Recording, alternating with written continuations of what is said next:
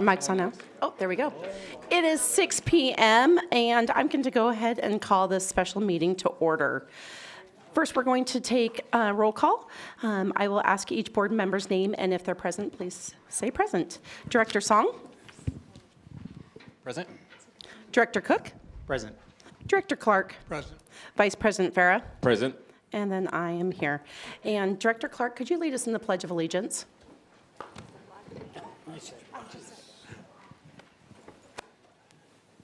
I pledge allegiance to the flag of the United States of America and to the republic for which it stands, one nation, under God, indivisible, with liberty and justice for all.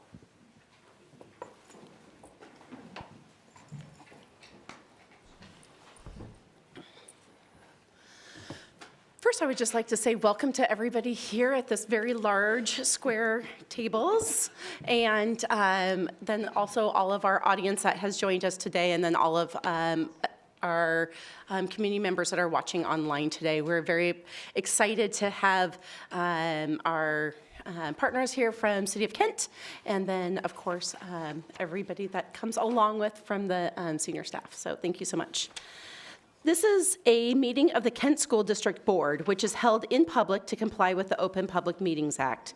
The purpose of a special meeting is a joint meeting between Kent School District Board of Directors and the Kent City Council. We welcome our special guests from the City of Kent and thank those of you who have come to this meeting and those who are viewing our live stream. We are now on to section 1.06, Land Acknowledgement. Director Cook, could you read the land acknowledgement, please?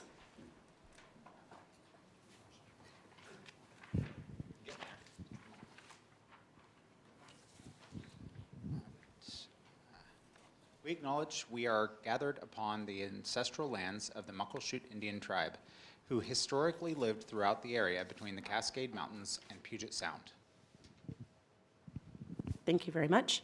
We're now on to section 2.0, elected officials and senior staff introductions. And we're going to talk about two words, just two, not more than two, just two. You can even do one, actually, of your name, your title, and then one or two words about your why. And I'm going to ask Dr. Behringer if you'd like to start us out. Great, thank you. Wade Behringer, Deputy Superintendent, Kent School District. My two words are removing barriers. Yes, please. Good evening, Dana Ralph, Mayor for the City of Kent, and my why is getting to take care of my city. Good evening, Satwinder Kaur, Council President, and my why is serving the communities that are not at the table. Bill Boyce, Kent City Council. Spent 16 years here on the Kent School Board. I'm happy to be back. And my why would be working together. Yes, my name is John Boyd, newly elected Kent City Council, position 3. And my two words for my why is creating changes. Brenda Fincher, Kent City Council member, and my two words would be strong community. Marley Larmer, Kent City Council, and my words would be equity and outcomes. My name is Andrea Michaud. I'm on the Kent City Council, and caring leadership. Tony Troutner, Kent City Council, and transparency. I am Pat Fitzpatrick, Chief Admin Officer for Kent, and my word is service. Chad Beeren, Public Works Director, two words, moving forward. Hi, I'm Bill Ellis, Economic Development Officer. My word today will be opportunity. Hi, Randy Heath, Associate Superintendent, Learning Supports. My words are families and kids. Hello, I'm Carol Cleveland, Executive Director, Community Partnerships, and my two words are helping others. Dave Buzzard, I'm the Director of Operations, and for Larry the Cable Guy, get her done. I'm Kim Komodo. I'm the City Clerk with the City of Kent, and I would just say one word of supporting. I'm Christina Schuck, Deputy City Attorney, not Tammy White. My two words are public service. Kurt Hansen, I'm the Director of Economic Community Development, City of Kent, Public Service. I'm Carolyn Curry. I'm the assistant to the superintendent, and my 2 words are lifelong learning. I'm Naomi Zantello. I'm the executive assistant to the KSD board, and my 2 words echo Randy: students and families. Andy Song, Kent School Board, Minority Voices. Don Cook, Kent School Board, service before self. Tim Clark, not on the city council. Those 16 years are still stuck in my head. But anyway, board of directors and strong community. My name is Awali Farah, Vice President of Kent School Board. My word is gratitude. Israel Vela, Superintendent, Kent School District, family and community. And Megan Margell, President of Kent School District Board of Directors, and my words are community and love. Okay, and Superintendent Vela, would you like to give some welcome words? Yes, thank you, President Margell. I want to first start welcoming our Kent City Council, Mayor Ralph and team, and also community that's here tonight. Excited about having everyone here sharing this space to talk about the great things happening in our school district and in our municipalities. So I just wanted to welcome everybody and dig right in, so thank you. Thank you very much. I also would just like the opportunity again to say thank you very much for coming here. The partnership that we have with City of Kent is longstanding and something that's very important to all of us.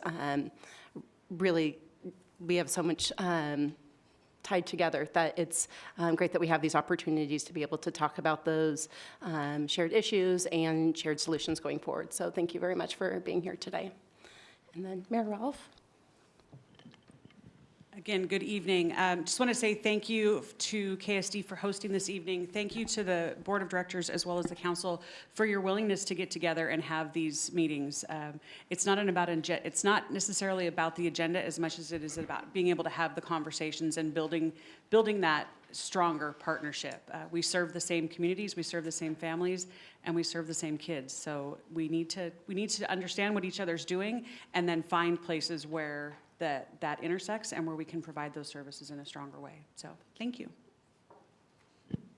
Thank you. Thank you. Thank you, Mayor. And thank you, School Board and Superintendent, for inviting us here.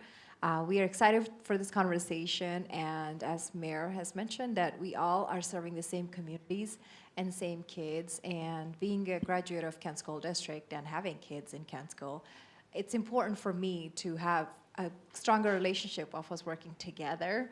And so we are looking forward to, our future is, focusing on our communities and our kids. And that is important. I know I can say on all of us, because that's the reason we are here, serving our communities and sitting in these chairs. So I'm looking forward to this conversation, and thank you so much for opening this space for us. Thank you very much. President Vela, would you like to kick us off for our presentations? Absolutely, thank you, and again, thank you and welcome. I want to start by setting some context for all of us, and that is, who are we here for? I heard lately in several presentations around not only the state but in the country is always keeping students first. And for that, I'd like to invite Ms. Simone Hamilton to the for our first presentation to set context for who we serve. Thank you, Superintendent Vela, and good evening to everybody here. It's so great to see such a full table, and I think the more opportunities we have to collaborate and work together across our different spaces and access to resources, the better we can leverage those types of opportunities for there to remove some of those barriers, to create spaces for young people to fully actualize that also what we know leads to a healthier community. Last week, I opened with this, in amongst the Masai Mara people in Africa, mostly around Kenya and Tanzania area, they do this greeting when they meet people, and it's really, the first question they ask is, how are the children? They don't ask, how are you? They don't ask how the community is, but they ask the question, how are the children? Recognizing that the quality and the health and the experience of children really dictate and determine the quality and the health of the society and the community. And so when we think about that in the context of Kent School District and what does that mean across our city and our school partnerships, we want to start with who is Kent? Not just what we're going to discuss here today about what we're doing together and how we're doing it, but really grounding us into who we're doing it for before we get too deep in the weeds. So to start with kind of just some fast facts, as I like to call them, Kent is home to over 25,000 students across the region. And as you can see, Kent is one of the largest districts, not only in size as far as kids, but in the square miles in the municipalities that it covers. That's also very unique about Kent. A lot of times, school districts, the name of the district is very coincided with the city that the school districts are in, but that's not true just for Kent. Not only do we have schools that have Kent as a city address, we have some that have Covington or Renton or SeaTac. And so with that brings a variety of challenges, but also a lot of opportunity and recognizing that sometimes artificial barriers of a street or a boundary line don't define the way communities and families and students build relationships, nor how they depend on each other. Also within our district, we have 44 schools and academies. So not just your traditional comprehensive schools that we've probably all experienced, but we have additional academies and other programs to meet the needs of students across their learning needs. So that if that traditional school model doesn't work for them, it's not that they don't see Kent as a place that they can't also succeed. In addition to where we kind of take up space and where those spaces are, who's in those spaces and the people that we serve over 16,000 families. And across those 16,000 families, there's over 130 languages spoken, which means they come from countries arguably all over the world. We have students and families that come to Kent and for a variety of reasons. Some people have been here forever. Other people come here for work, come here for different opportunities, but there also is a real reality that some of our families and students are here because they're coming from somewhere that wasn't so great for them for a variety of reasons, which really puts us in a position to make sure that the experience that they're having is one that provides them care and nurturing and love and that connectedness so that they feel that Kent is somewhere they can call home and further invest in this community beyond just while their students are in school, but what's after. Here you can see our top 3 languages spoken are English, Punjabi, and Spanish. And additionally, 72% of our students are essentially non-white. They come from racially diverse and ethnic backgrounds, which means that a majority of our students come to us with so much richness and so many assets and things they bring to our community that we know have been integral to some of the most successful parts of our country as a whole. But with that, they also bring these beautiful stories of resilience, of joy, of creativity, and ways of being that is a gift to all of our other students in the community that may not have that, but can learn from that and grow from that.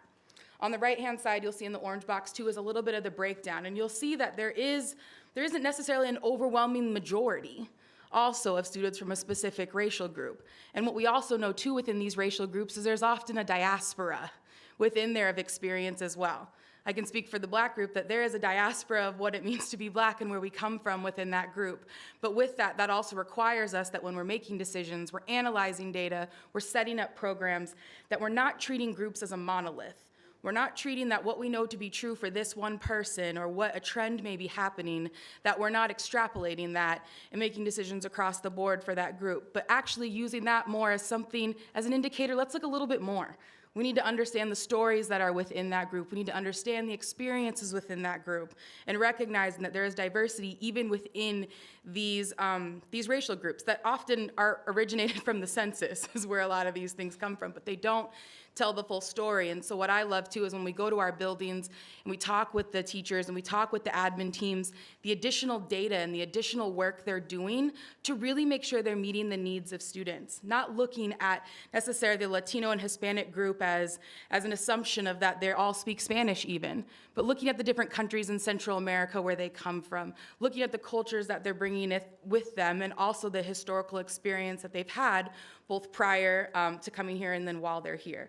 And those data points are super duper important for a variety of reasons, not only just in our instruction, but also in some of those wraparound supports and that holistic approach we take to trying to meet the needs of our students.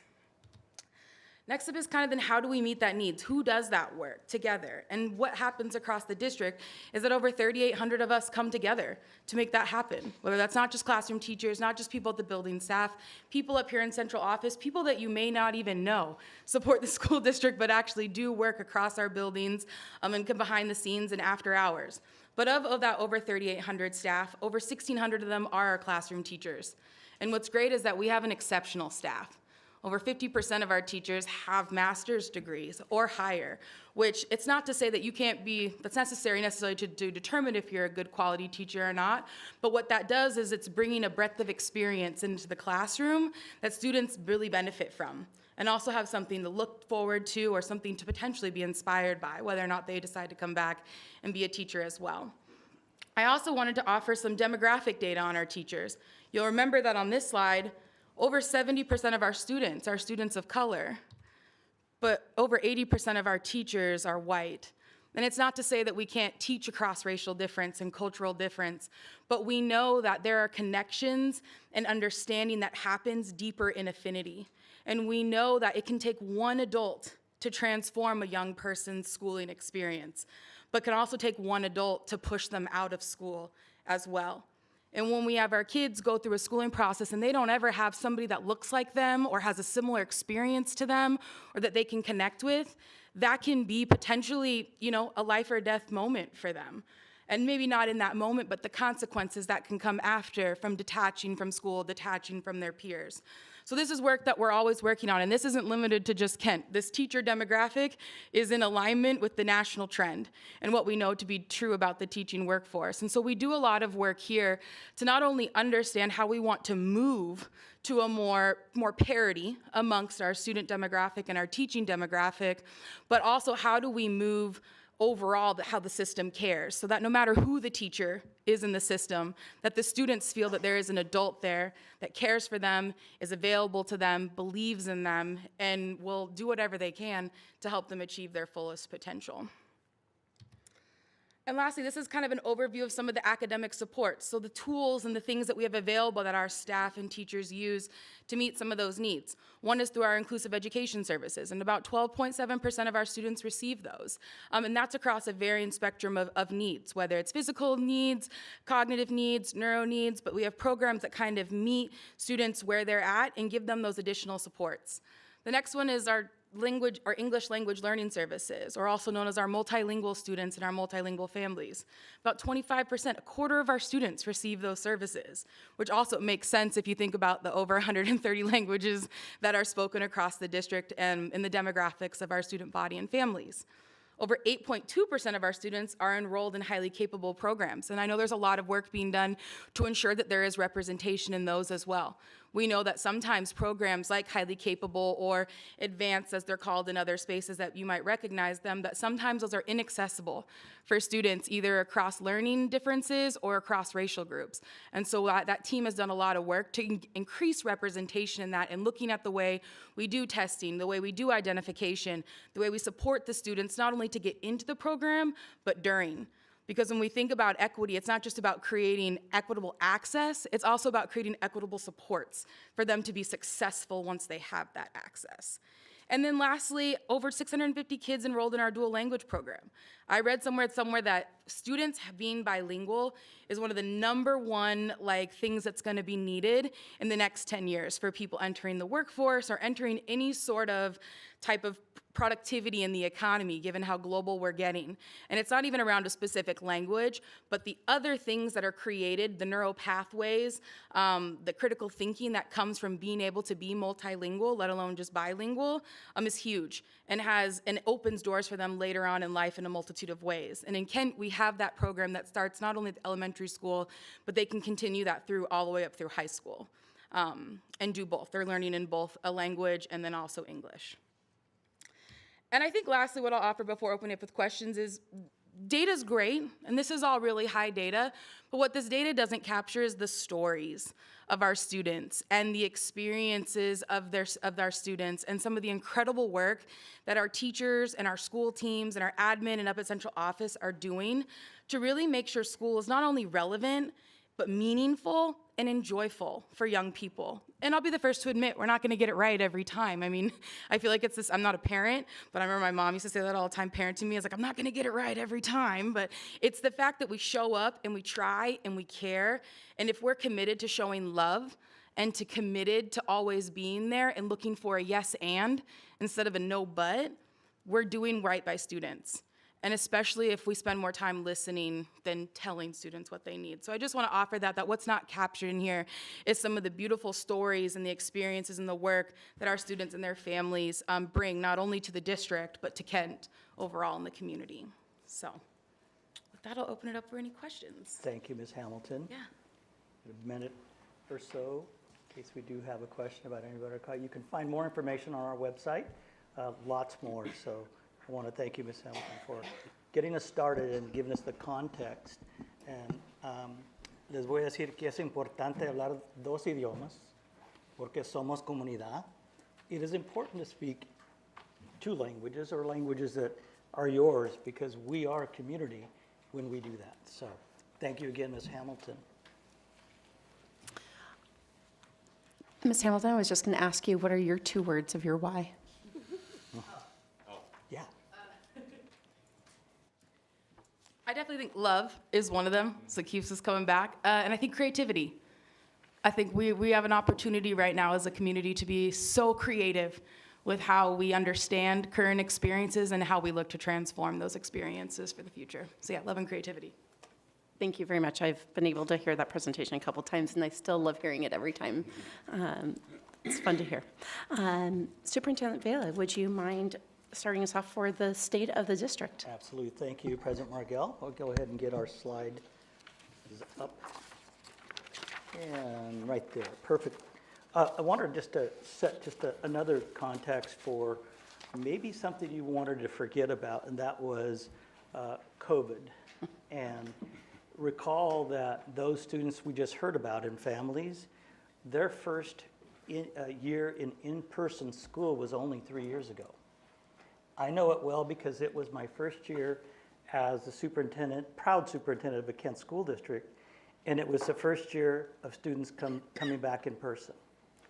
And I remember as I was moving through, speaking with leadership, community, et cetera, I shared with community that I wanted to make sure we created continuity and stability for students and families and staff. That was critical to us as we move forward as a community and as a school district. In addition, I focused on priority initiatives, and I know my team got tired of me letting folks know what are the priorities we have aside from our kids, and what are the things we need to keep doing moving forward to make sure we're creating continuity and stability for our kids in the future. And so with that, we embarked upon the development of, you'll hear a little bit more about that today, of our strategic plan, which was adopted by a board last year in June. And it was, I would say, our blueprint or our North Star for direction, because one of the other pieces I shared with my team is the idea, actually it's not an idea, it's systems coherence. So if we're gonna have continuity and stability, we must have systems coherence in order to meet the needs of our kids. And very quickly, systems coherence really are designed for four key areas. That is a vision, shared vision, that's our strategic plan. That we approach that shared vision in a collaborative way, how we work together in community and with that shared vision. The third part of it is really on, so how do we continue to learn? And that is, we are modeling that we are a learning organization, always. And then finally is this piece about accountability, and it's not simply test scores and things as you heard Ms. Hamilton. It really is about those things that we see as we hold externally and internally as accountable, and that's each and every one of us as ourselves. That's systems coherence. And then I wanted to share that as we move into our goals that our board landed on for our strategic plan, our school board championed those goals. And some of our board members might remember that, championing a goal. That is what's leaning in as community members, no matter our role. And so those are areas that I really, really wanted to push, and I can't believe that was 3 years ago. Just seems like yesterday sometimes, but I wanted to level set that as part of what you're going to hear next in terms of the state of the school district as it relates to the pieces I just shared around systems coherence. And for that, I'd like to turn it over to Deputy Superintendent Dr. Wade Behringer, who will now lead us into more specifics on that coherence and some of those shared priorities. Dr. Behringer.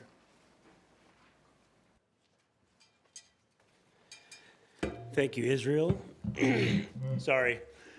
I just felt like instead of sitting down there, sitting sideways, reading off my notes and looking at the board and all that kind of stuff, it might be just a little bit easier to come over here to the podium and speak from the microphone so I don't have to like lean into that space and be awkward. So appreciate Israel's introduction. As he stated, last year, we rolled into the 22-23 school year with several priority initiatives. To say that we were busy last year is quite the understatement in the Kent School District. We were undertaking the largest boundary change the district has seen in recent history. We were adding 6th graders to middle school. We were looking at the middle school model during that transition time as well. We were developing our strategic plan, as Israel stated, and we were also trying to pass the largest bond our school district has ever seen in April of 23. So we had a lot of things going on, and all of them were extremely important to this school year. So I want to just walk you through a little bit about each of these items and the impact it had on this school year and the work that we're doing this year. So let's talk about middle school. Well, we had the opportunity to change boundaries. We needed to change boundaries. It had been over 10 years since the last time this school district had seen a boundary change, and a lot of our schools were starting to feel the impact of being over capacity or at capacity. So we needed to make adjustments. It was also the opportunity for Kent School District to align itself with 90% of the rest of the districts in the region and have 6th grade at the middle school level. Now, we know this was a growing pain for some of our families. It was always a growing pain for some students and even some staff. But throughout the school year this year, there has been a resounding level of support from our students and staff, as well as families, about the impact of this middle school transition. Any change is hard, and we recognize that. And we couldn't have done this level of work at the middle school level, especially, if we didn't have the support of students, staff, families, and community members. So we spent time for almost the better part of the year, last year, putting together the middle school transition teams. As you can see here, without reading all of the words on this slide, we had 3 areas of focus. And we had members on this team that included staff, teachers, we had central office staff, we had student voice, as well as community voice. And we kind of dug into these areas pretty heavily because we had an opportunity as well to look at middle school in a different way. Whether we ended up with the model that looks at middle school different than most traditional middle schools or not, the fact is there were a lot of conversations that were had about looking at middle school in a different way, which was great because that leaves us opportunities in the future to bring back those conversations. We had academics and electives, which focused on those areas there, which were extremely important to us as a district as we were moving forward. We wanted to make sure that we addressed what it looked like and felt like for students academically in those classes in 6th grade. We wanted to make sure that or 6th through 8th grade, and created opportunities for students that they hadn't had when they were at the elementary level, and even create a more robust elective opportunity at the middle school from what we currently had for 7th and 8th graders. We focused on student activities and athletics, looking at opportunities to encourage and increase student participation. The City of Kent Parks and Rec, having been a part of several conversations and partnerships over the years, I know you guys saw the same kind of downfall in participation during COVID and kind of trying to pick that piece back up coming out of COVID these last few years. And that's what we tried to do as well by increasing intramural programs and options at the middle school level, something we didn't have before. And then our transitions and supports, making sure that we are addressing, as our Director of Equity Engagement, Simone Hamilton, mentioned, We serve a very, very diverse student population and families here in Kent. And to make sure that we have activities that support our students, but also that support our families as well. So looking at what can we do better as a district moving forward to make sure that we can engage all of our families so there's a sense of belonging with all of our students and families. So, strategic plan. Israel shared a little bit about this. We spent a lot of time, I would say, well, probably since October of last year, working on bringing this forward to the board for approval in June. We had several teams, action planning teams, working together with leaders, staff members, students, community members. Well over 150 adults and students were involved in this development of the strategic plan. Something that we chose to do internally in the district that is not necessarily done in all districts is we chose to do this work from within. Sometimes people outside, they hire a consultant to come in who is not familiar with the district, not familiar with the community, or even your goals and your vision. So we chose to tap on the shoulder some of our very experienced and knowledgeable leaders to kind of lead this work through this process. Not something we take lightly, obviously. Much like most districts and cities, you guys have plans. It takes a while to develop those. Again, we took 9 months to put this together, and now we're in our first full year of implementing those pieces, which have given us opportunities to address all of these goals. And I'll read the goals, but I won't read all of the sub-goals or the areas of focus that we have. But we changed our first goal from college and career ready to preparing students to be global citizens. We felt that was encompassing of college and career ready, as well as so many other attributes that we want our students to be able to have when they leave the Kent School District. Goal 2 is expanding student, family, and community partnerships. A key piece to us, meeting this evening in partnership. We actually added some staff to our leadership that focus in this area as well. And this has been a huge piece for us going forward for the next 5 years of this strategic plan. Building equitable systems and school environments. Again, making sure that we can create environments in our buildings and in our all of our facilities that students, staff, and our visitors feel welcome. And finally, investing in our diverse workforce and inclusive workspace cultures. Again, back to making sure that everyone feels like they are a part of our organization. They feel respected, appreciated, and valued. Has always been a goal of ours. These 12 areas that you see around here, 3 each in each of the goal areas, we have individual teams that are working on those, and they meet almost weekly since the beginning of the school year.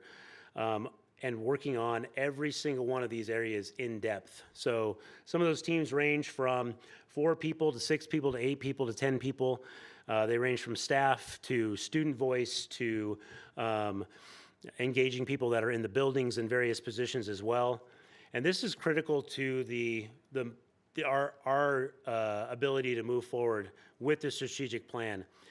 We've been checking in with our board. We shared the first update in December. We shared again another update in February. We've got another update coming in May that will give boards updates on where we are with this work. Again, critical. It's as Israel said, it's our North Star. It's our guiding light. That's what we develop all of our work based off of our strategic plan. I did talk a little bit about the boundary work. I won't belabor this point. We spent the whole year working on this boundary work. We had committees and spent probably a dozen different times out in the community at listening sessions, creating opportunities for two-way dialogue with our community. Because these are pretty important decisions, they're pretty big decisions, and we wanted to make sure that we had voice from our stakeholders, and that's critically important. Amazingly enough, even though we did adjust boundaries in 43 of our 44 schools, when the school year started, I think we had 1 or 2 students that ended up at the wrong school, and we helped direct them back to where they needed to be. And every single family that was impacted by this boundary change, that English was not their first language, they got a direct phone call in their language to let them know of the impact to them and their family and their student. So we took the time to make sure that people understood how important this work was, but also we weren't neglecting the fact that how important this impact could be on our families and our kids. So really important. All right. The last piece I want to talk about is our capital projects and technology replacement levy. This is April 23rd, 2024. We're talking about a month from right now. So big deal to the district. Obviously, the state does not fully fund education. So therefore, we need levies and bonds to help supplement that funding. We passed our EP&O, our Educational Programs and Operations levy, in November of 23. With that on the ballot was the Capital Projects and Technology levy. That did not pass. And so we have to rerun that again in April because it is critical to us being able to continue moving forward as a district. As you can see here, just a little bit short. I think those of you are in the room that are elected officials, you understand that the voting turnout in Kent sometimes isn't exactly where we want it to be. We'd love to see much more of our registered voters getting out there and exercising their right to vote and sharing their voice. We had a 48.84% failure on that. Unfortunately, we only had about a 26% turnout for voting in November of last year. So we don't need to talk about PDC because everyone in here knows PDC and we all love PDC, right? And we're not going to do anything to violate PDC this evening, so we're just sharing the facts and information. So like I said, April 23rd, quick little calendar here. It's coming up around the corner here pretty quickly. Then we'll wait till May 3rd for those certification. We have 6 big bucket areas for this capital tech replacement levy. First one being health and safety.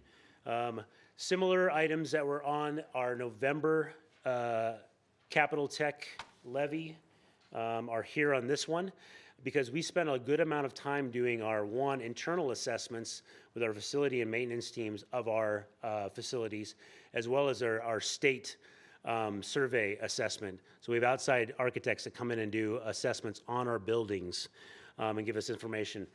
These are priority areas for our school district when we go out for this levy. So you can take a look at those. I won't read them out loud to you, but they are there for you to see. Again, we're at that point where we need to start addressing some of our older systems within our schools to make sure that we are safe. And health and safety is our number one priority in the Kent School District. Updates, improvements. It's not a shocker that things, much like your own homes, things get old, they need to be replaced. I will call out in this particular case that we put on a specific project here for the Mill Creek Synthetic Field and Track. We'll be hearing a presentation this evening with a lot more details than this. But Mill Creek Field has been an area of equity concern of ours in this district for a long, long time. And there are a lot of moving factors to that. And we're finally in a place that we feel strong enough that we wanted to put it out on the levy and call it out as a specific project. And that's not something we normally do on levies. We usually save that for bonds. And so just want to call that piece out. Technology. Again, this is a technology capital levy. Capital tech levy. So almost all of our technology in this school district is funded by our technology portion of this levy. So all the devices our students have, all the devices our staff have, all of the devices and technology that teachers use to deliver instruction every single day is part of the capital technology levy. And as you can imagine, we need to refresh those items from time to time because not everything lasts forever. And so this is a really important part of our technology levy. Then, of course, once you have these tools, you need to train people, and we live in these spaces. So all of our management system, Skyward and the Microsoft platforms, all the email systems, Office 365, Canvas, which is our student learning management system, all supported by the technology levy. And again, infrastructure, all the things behind the scenes, most of the things like behind the walls that you can't see that make things run efficiently are also funded by the technology levy. And if you didn't know this, if you're sitting in this room, all of our classrooms have voice amplification systems. And a lot of those are now coming to the end of their lifespan. And so we want to make sure that we can replace those, because those have been a great opportunity for our teachers to be able to reach all of our students in their classroom. Not all students have loud voices that carry throughout the room. And it's just an opportunity for students to hear clear, enunciated speaking from their teachers in the classrooms when they're learning. And so an important part of those classrooms, and we want to make sure that those are up to date. Teacher and professional development. Again, once we bring in new systems or we need to, new things are happening like AI, which is, the newest and greatest thing that's out there. It's here. We better figure out how to use it and how to support our students. And if teachers can learn to use that, and it helps support them in their work in the classroom, and it helps support students in their learning and understanding of how to use it in a beneficial way, that's an important piece. So we want to make sure that our teachers and staff have the tools they need to be able to help support staff and continue teaching at the highest level. There we go. Remember to vote. And if you have any questions, I'm here to answer them.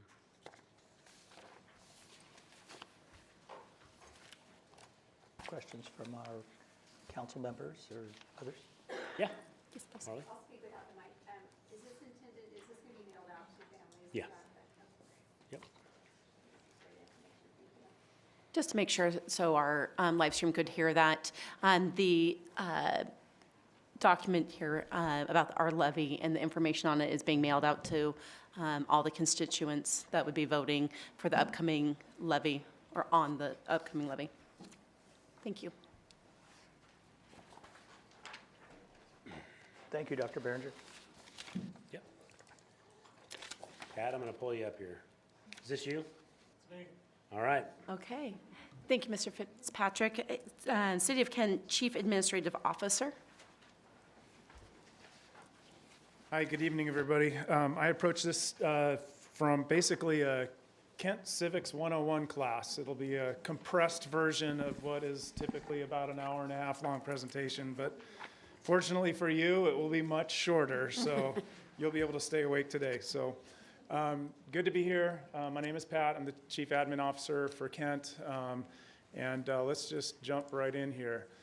So I want to talk to you about kind of how the City of Kent is formed, our form of government, how we operate, importantly, what work we do. I can't tell you how many times we get calls for school district questions, and we have to send them over to you because a lot of people think we are the school district. So they also think we're the phone company and the cable company. It's not good to be thought of as the cable company. I'm going to tell you that right now. So, all right. So in the City of Kent, city forms of government in the state of Washington are formed much like the federal government. So in this slide here, you'll see, you always think of the federal government as 3 branches of government. Same thing applies to city government. In the slide, it says federal government, state government, county government, city government. And what I want to point out is that's not necessarily in order of power. The city government and county government can probably be on the same line because we operate differently in different jurisdictions, but we do a lot of the same kind of stuff. So there are some things that are very unique to the county government, like felony prosecution is purely a county government operation. Anything that happens within the county is purely a county operation, whereas a city, for example, has authority over all roads in the city, except some state roads. And also we have authority over misdemeanor crimes in Kent. So there's a lot of stuff that we do that's the same. We have a lot of the same powers, but we are not necessarily subordinate to the county, all right? So that's something that people don't often understand. Otherwise, though, you'll see that government is kind of structured in the same way from the federal government all the way through city government in the state of Washington, with one exception that I'll talk about in a little bit here. So I'll talk about it right now. So Kent's form of government is a mayor-council form of government, like you saw on the slide before. Some cities are formed in a council-manager form of government, typically smaller cities. In those cities, you have a mayor that is selected by the council, not specifically by the voters. And instead of a mayor, you have a you have a city manager that runs daily operations. So in a smaller city like Maple Valley, Covington, that's a city manager form of government, not quite the same as the way Kent is structured in terms of the mayor position, but everything else is pretty much the same. So let's talk about Kent, because that's where we are. So in Kent, we are under the mayor-council form of government, which is often called the strong mayor government. You have three branches, just like the federal government does. You have the legislative branch, which is the city council, and they set policy by adopting ordinances, resolutions, and motions. And then you have the executive branch, which is the mayor, and the mayor implements the policy set by the city council and runs the daily affairs of the city. So that's really the divide. The mayor's in charge of all the daily operations, where the council sets the policy that kind of overrides and envelops those city and guides those city operations. And then, of course, in the city of Kent, you have a judicial branch. We have our Kent Municipal Court, which is not the big, huge building down at the RJC. That is not the Kent Municipal Court. We are south on Central Avenue by Auburn. That's where our Kent Municipal Court is.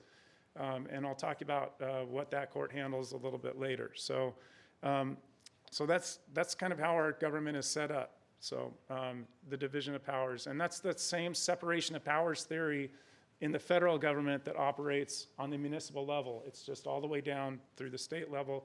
It's in the county level and the municipal level, or city level as well. All right, so our City of Kent Council. We have 7 council members. They serve 4-year terms. We have a council president, Council President Corr, right now, who is selected in January by the council. The council selects the council president on even number years. And the council president serves as the mayor pro tem, and one of the main jobs of the council president is to help establish the meeting. The meeting agenda. The principal duties of the council, as I noted, are to set policy. And the biggest policy leverage or use they exercise is adopting and amending the budget. City of Kent's on a 2-year budget cycle, so this coming year, we're going to be adopting a full budget for the next 2 years. And then in the middle, we usually have a budget adjustment process on the non-full budget years. So the council also adopts ordinances for the city, sets the laws, adopts resolutions, which are not quite laws. They're statements. I think the board here adopts resolutions that don't have the power of law, but they set policy for the council. The city councils in the state of Washington have the authority to fix compensation and working conditions of officers. They have the power to acquire and sell property, and the powers of taxation except when limited by state law.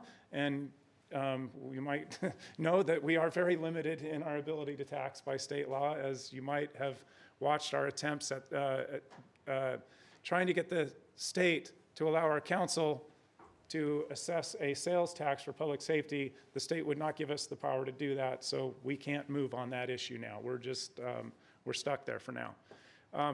And then the other thing is very important. Our council members, all of them sit on regional boards and commissions, so they not only sit on the council, but they sit on Sound Cities associations, all kinds of boards and councils around the community and in the region, and represent your or the City of Kent's interests regionally so that we can maintain and be a player in the region, so they aren't just limited to the City of Kent in their duties.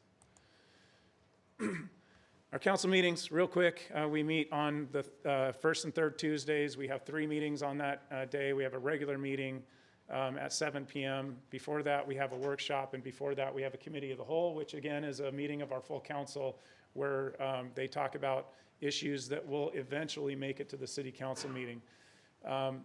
Again, our council president sets the meeting agendas. That's typically done in cooperation with staff. We meet before the council meetings to go over an agenda setting process, and the council president will add things to the agenda. Staff will recommend the council president add things to the agenda, and that's how our agendas are developed. Our council operates under rules of procedure that it adopts, and we also are governed by Robert's Rules of Order, which I'm sure this board is maybe familiar with, and they're just confusing, and we call them Bob's Rules of Order. They're just, they can be a thing sometimes, so. But they really do help us maintain order and process during meetings. Moving into the next branch of government is the mayor. That's the executive branch. The mayor serves as the chief executive officer of the city and is responsible for daily operations. So we have 760 employees. We have 139,000 people in our city, 34 square miles, 720 lane miles of roadway. We have a lot of stuff that we have to deal with, and we'll go over all the things, all the areas that we operate in. But as far as those daily operations, those are the mayor's responsibilities. I am here to assist her in that process. The mayor serves a 4-year term, and the mayor directs what I do, and then I work with with the leadership of our city, of the different departments, and we work together to handle the issues that the city deals with. The mayor proposes the budget every 2 years, but the council eventually adopts it. So it's proposed by the mayor, and then it becomes the council's budget to adopt. So there's a lot of change that happens in between then, and we have to, by law, pass a balanced budget. We aren't allowed to act like the federal government and just not pass a budget and see what happens. And we have to pass our budget every year. So the mayor presides over council meetings, and then the mayor can break a tie vote of council in certain instances, but not in passing laws or franchises or resolutions for the payment of money. So, and then the mayor, like the council, represents the city of Kent on a number of regional boards and commissions. So there's, like all of our elected officials, even down to our judges, they are not only working in Kent, they are representing the interests of the city of Kent across the region and in the state as well. In addition to our council, we have a number of city advisory boards and commissions. Some of them are appointed by the mayor, some of them are appointed by the council. Some of them that are appointed by the mayor have to be approved by the council. So there's 3 different ways. But this is a list of our boards and commissions: Art Commission, a Bicycle Advisory Board, Civil Service Commission that works in the employment area. We have Diversity, Equity, Inclusion, and Belonging Board, Human Services Commission, Land Use and Planning Board, a number of boards that we serve on, that citizens can serve on, that are appointed by either the mayor or the council. And that's just one of the ways that citizens can get involved and have their voices heard. So, all right, we're a city operation. We have a lot to do. And so I'll just go over this list real quick. Of course, you know that the city runs a police department. We have a police department. But public safety is a lot more than police. We have the police, we have prosecution, we provide public defenders to those who can't afford an attorney and charged with a crime in our court. We run a municipal court. We have a municipal jail, one of the, larger jails in the state of, larger municipal jails of cities in the state. And then we also do code enforcement, so that's dealing with properties that have issues, problem properties, high crime properties, or properties that sometimes we have buildings that have burned down, property owner can't fix it, so code enforcement handles that. And then we also are responsible for emergency management. We contract with the Regional Fire Authority for emergency management right now. We also operate utilities, including water, sewer, waste and recycling, but that's through a contract, and a drainage utility. We deal with transportation. Again, 720 lane miles of roadways. We also have bicycle paths, sidewalks, everything transportation, street lights, street stoplights, et cetera. All of that is with our transportation department. They do both maintenance, which is a huge amount of work. And if you think about the city of Kent with our industrial valley, we have heavy trucks driving on our roads constantly. Those heavy trucks beat our roads to death. So it is a tremendous amount of maintenance that has to go on in the city of Kent. A lot more than some other cities that don't have that heavy truck traffic. So it really causes a lot of wear and tear. So that's our transportation. And then we have a very large parks department, Parks and Recreation. They deal with all of our facilities, so our City Hall building, our Centennial building. They deal with our court. They maintain our jail.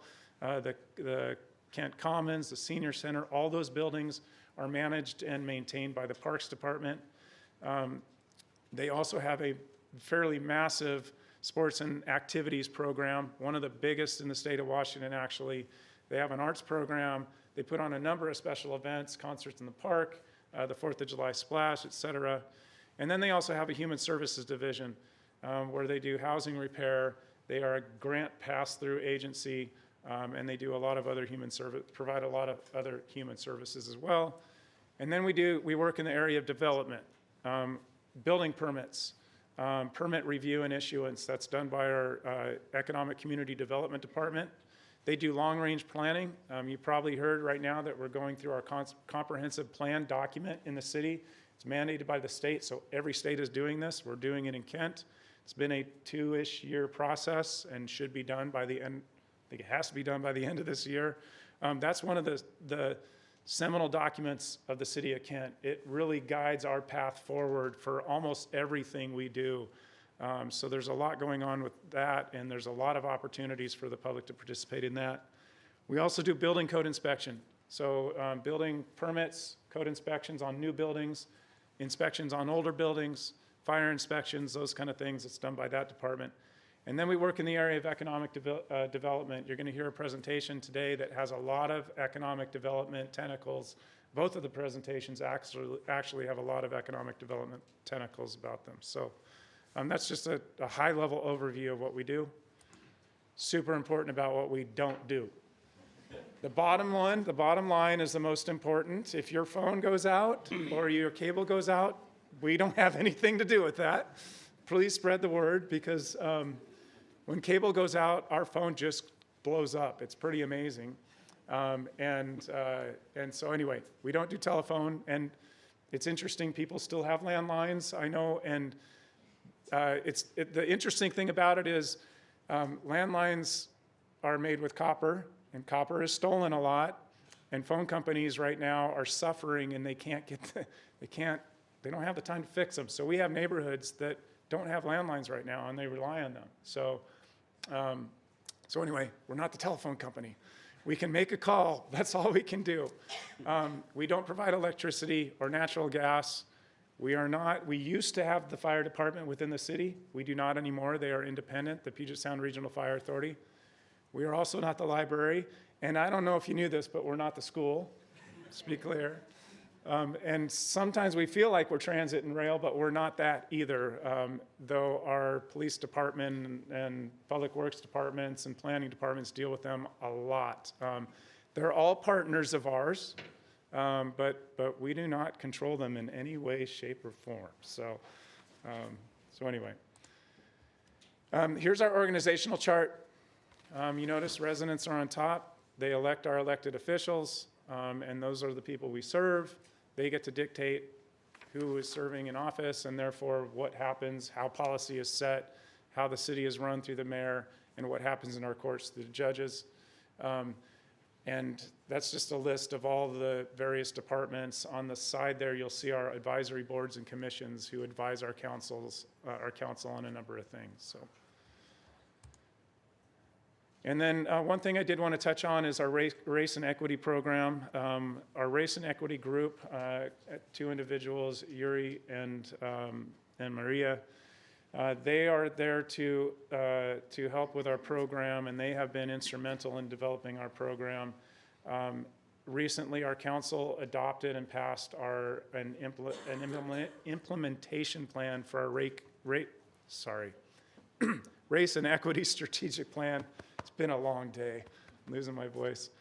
And some of the things that they're really focused on right now is analyzing the current procurement process for the city. We do an immense amount of contracting.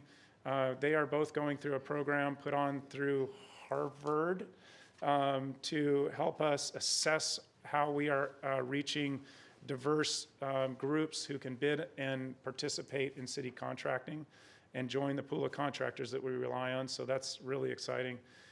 They're also analyzing our HR policies to eliminate systemic barriers and improve and increase our equitable employment. They are also instrumental in helping our departments participate with participation and pursue equity as a criterion in planning and capital investment. One of the things they're really doing is helping us reach out to our diverse communities in areas where they haven't participated in the past through translation services, outreach to services. Knowing who we're talking to is really important, and they're doing a lot of analysis, leveraging GIS. I don't know if you guys, geographic information systems, to identify those areas and how to communicate with people. And they're just really working on enhancing the outreach to our community. We also have an equity and inclusion speaker series that we put on. You might have seen, you might have attended some of them. They are handled on, or provided on a quarterly basis. And so that's just some of the work that they're doing. But that's kind of the big picture of what we do. I hope this was helpful to you. And if you have any questions, I'd be more than happy to. And I had a feeling I was going to get a question from you, sir. I'll make this easy. It's not for you, it's for the mayor. Your Honor, since you lead one of the larger cities in this state, could you give us a sense of the regional committees you serve on? Absolutely. Oh, thank you. So thank you. City of Kent is involved in multiple regional committees. Our council members serve on Regional Transit Authority, Regional Law, Safety and Justice, Disability and Aging, Mental Illness and Drug Dependency, the Regional Fire Authority, our Sound Cities PIC Association, Puget Sound Clear Agency, Puget Sound Clean Air Agency, Domestic Violence. Look at you guys, I listen every single time you report out. That was a test. KCD, so we've a lot. I sit on the, am chair of the Transportation Policy Board. We've got SKIP, which is South King County Housing and Homelessness Partnership that our South King County cities are a part of. AWC, I'm on several committees there. Multiple of our members are, so we sit at a lot of tables at the regional and state level to make sure that Kent is being represented in every area possible. Good question, thank you.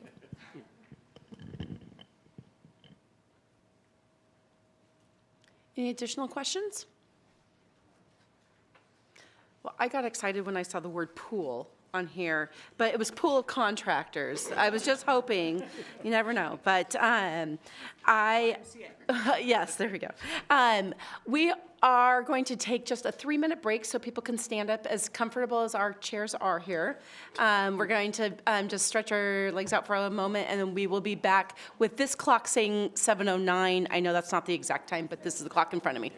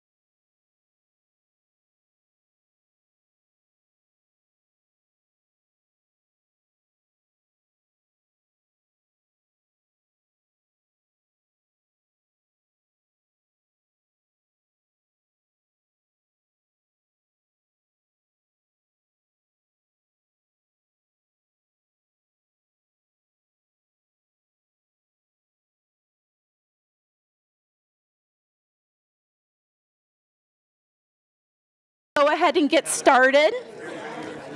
We're going to start with section 4. I heard you.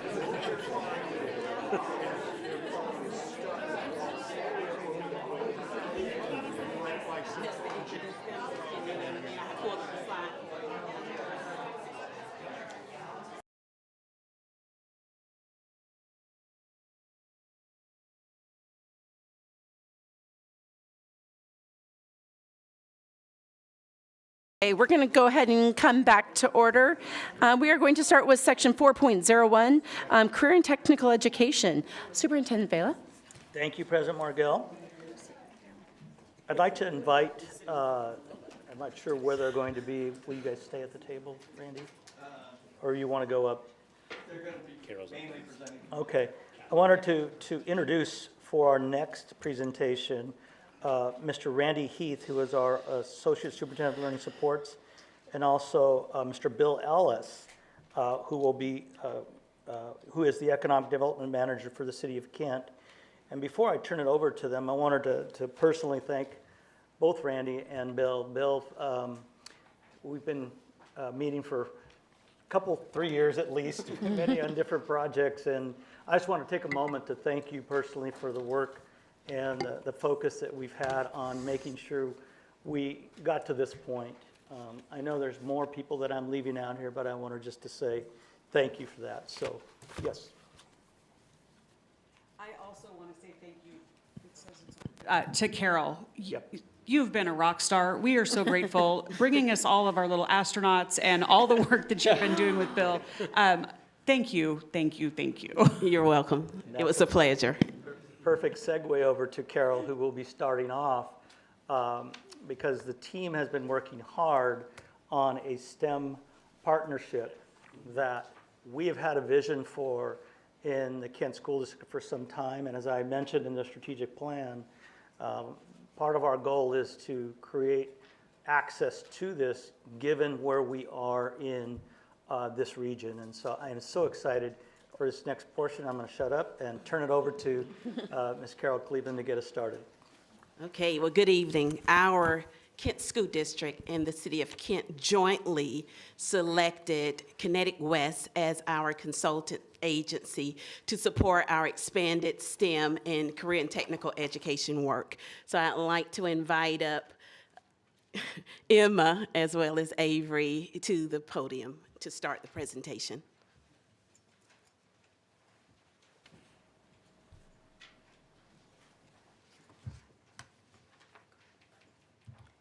All right, so we're just so excited to be here with you today, and just as you heard that they're rock stars, we completely agree and have had a great several months working on this plan.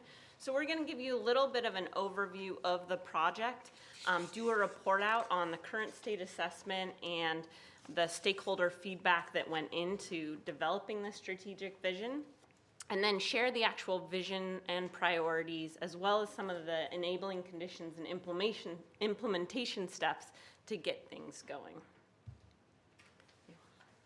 So I'll speak a little bit about the origin of the project to begin with.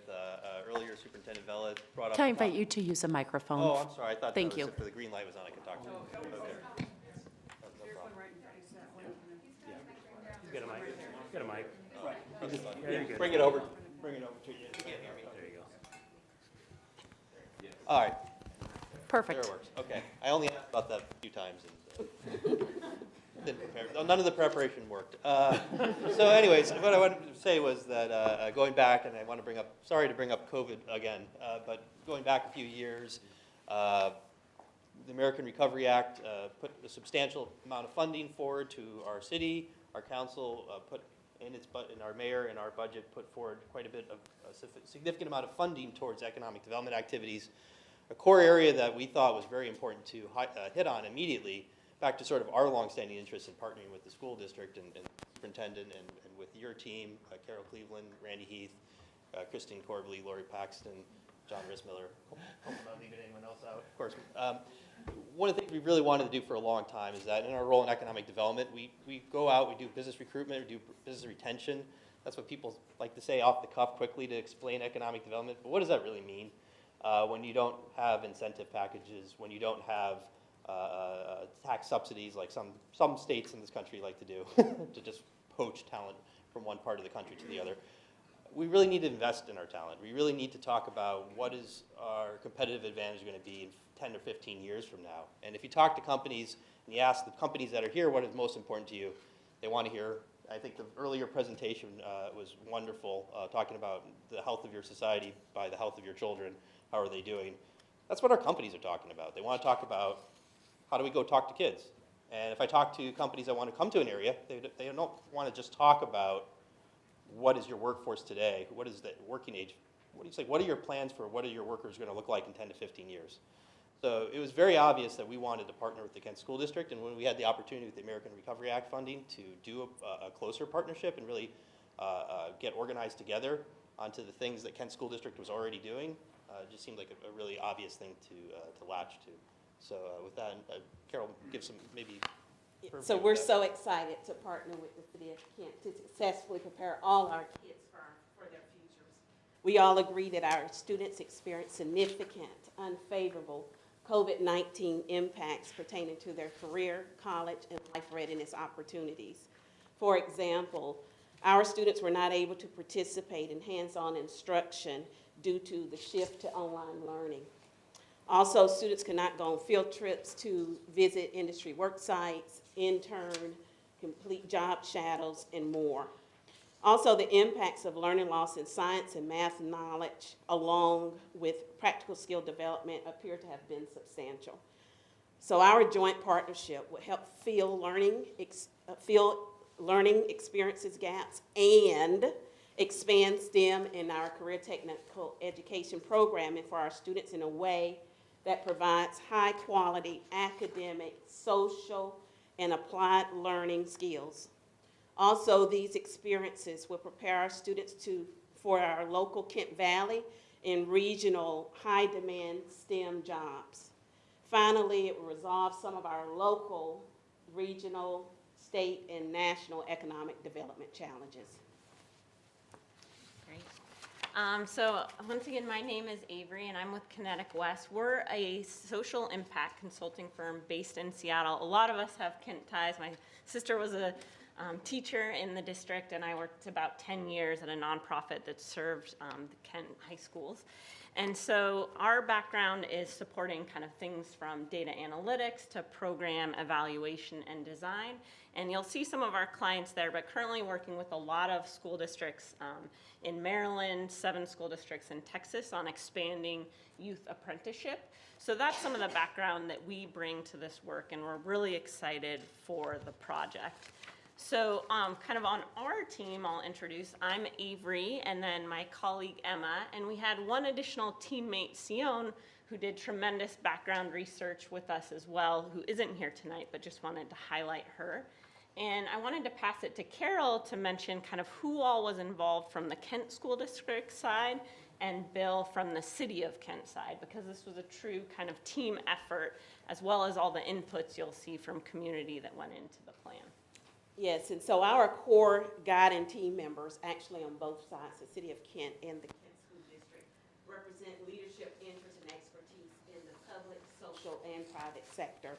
So I am grateful to introduce our KSD core team members, and when I mention your name, please stand. It will be Lori Paxton, our CTE director, John Rismiller, the Science and STEM coordinator, myself, of course. And I also want to thank our extended team members for their insight and feedback through our design sessions and more. And that would include our Deputy Superintendent, Dr. Wade Behringer. It would also include Randall Heath, one of our Associate Superintendents of Learning Supports, Dr. Rebecca Kim from our Teaching and Learning community, as well as Dr. Christine Corbally, our secondary Teaching and Learning Executive Director. And then I'll pass the mic off to you, Bill. Yeah, thank you. I just want to recognize my colleagues, Lori Guilfoyle, Senior Human Services Coordinator. Really, we've talked for a long time about our interests in workforce development and working with community-based organizations. Lori's a true expert on those. And Michelle Wilmot, I couldn't do this project without Michelle Wilmot, who is our economics development manager. Lodging tax is mentioned earlier, but that's only a small portion of what Michelle does. There's a lot of sponsorship, industry relationships, working with nonprofits, consummate professional communicator and connector and facilitator. And so I really appreciated the teamwork that we had with the school district in developing this with Kinetic West. Yes. Oh, and I don't, Zenobia Harris is not here today, but she participated from the Kent Chamber of Commerce in her design sessions, and appreciate her contributions in the early phases and in the design phases. So a little bit about the project. The purpose was to create a strategic vision for advancing STEM through career and technical education, career-connected learning opportunities, and partnerships. And there were 4 core deliverables that we worked on. So the first was the current state assessment, which you'll hear a bit from today, but that's really what's currently happening, who's doing what, and also what is the need, what is the community kind of stated need. Then there's the strategic vision report, which you'll all receive kind of after this meeting, and that has the vision, the strategic priorities that were identified, as well as details to support initial implementation. And finally, 2 internal documents that we worked on. One was a partnership guide where we kind of documented Kent's current partnership processes, looked at some of the barriers, and then really shared best practices from the districts across the state that they could potentially look to as they work on that. And then finally, a communications plan. And so that's really about supporting outreach around the strategic vision to the range of kind of audiences that Kent School District and the City of Kent engage with, both students and families, as well as educators, industry partners, and community partners. So those were the things that we worked on.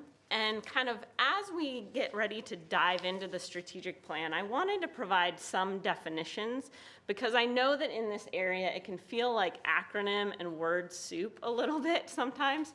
So you'll hear kind of STEM, CTE, and career-connected learning. And one thing I want to point out that all of these have in common is that they're really seeking to make a student's education more applied, hands-on, connected to the real world, and also to those post-secondary training opportunities to advance their education. And so one that people are sometimes least familiar with, I'll call out here, and that's career-connected learning. And so that is the range of activities that can happen K through 12 that support career awareness, exploration, preparation, and launch. So in that exploration phase, often we're talking about job shadows or job fairs, and classroom speakers and that kind of thing, whereas in the later years and the job preparation and launch, it's more like apprenticeship opportunities, paid internships, and those kinds of things. So as you hear those terms, that's kind of what we're referring to. And then finally, as Emma's going to talk about the current state assessment, I wanted to mention the research sources that went into that. So first of all, we looked at kind of client material. So lots of things from the City of the Kent School District, things like past surveys that had been done within the district, lists of community partners that we could do outreach to. Surveys, we conducted 3 separate surveys to educators and school staff, to community partners, and then to employer and industry partners. And we had over 175 kind of individual responses to those. We did a number of interviews with both the teams that you've heard about so far, as well as some of the other community partners, and then some additional desk work research to understand student outcomes and things like, how are the top 20 largest school districts in Washington State doing partnership, right, to learn from some of those best practices. So that is some of what is going into what Emma will share with you. Thanks so much. All right, so let's talk a little bit about what we learned during the current state assessment. I'm not going to go through slides tonight that really cover a lot of what we've already heard this evening, which describes the needs of the school district, that describes the needs of the city. But I'll just add a little bit of color and then talk to you most specifically about what did stakeholders tell us when we talked to over 170 stakeholders across this process of like what they need for STEM education and career-connected learning. So the City of Kent and Kent Valley, if you heard, the impetus of this project is really the intersection between KSD's desire to do more and grow opportunity for kids and families in the Kent Valley. So here's a snapshot kind of this reality, and you can see the full report for far more detail. But on the left side, you'll see that jobs in the Kent Valley are quickly becoming more middle and high income jobs that require post-secondary training, whether it be a certificate or a degree of some kind. And they're particularly in STEM fields, or at least a field that might require some STEM literacy, which kind of broadens our definition of what that kind of work could be. And then on the right-hand side, you're seeing, we've shown you that Kent Valley is really a force in the state. It's a place where businesses are growing, and especially in advanced manufacturing and that aero and outer space work. So the Kent School District, as you can see, has really done an incredible job of continuing to steadily improve graduation rates and deliver incredible education, especially in a very diverse district. And this graph on the right shows the large portion of KSD students still don't have a solid plan for post-high school, whether or not they're pursuing post-secondary, apprenticeship, or pathways. And we'll get into a little bit about what students are desiring here in a bit. You'll also see that we have gaps in dual credit participation, especially for underrepresented students, and dual credit courses are often an indication of whether students are kind of on the path for post-secondary completion, especially in the high demand jobs that we're seeing in the Kent Valley. So now I'm going to talk to you a little bit about what each stakeholder would like to see from us, and I'd like to just say that this was really a series of surveys that were done with the understanding that KSD in particular has done an enormous amount of work already, and we're asking folks like, what would it look like to do more, to be more invested?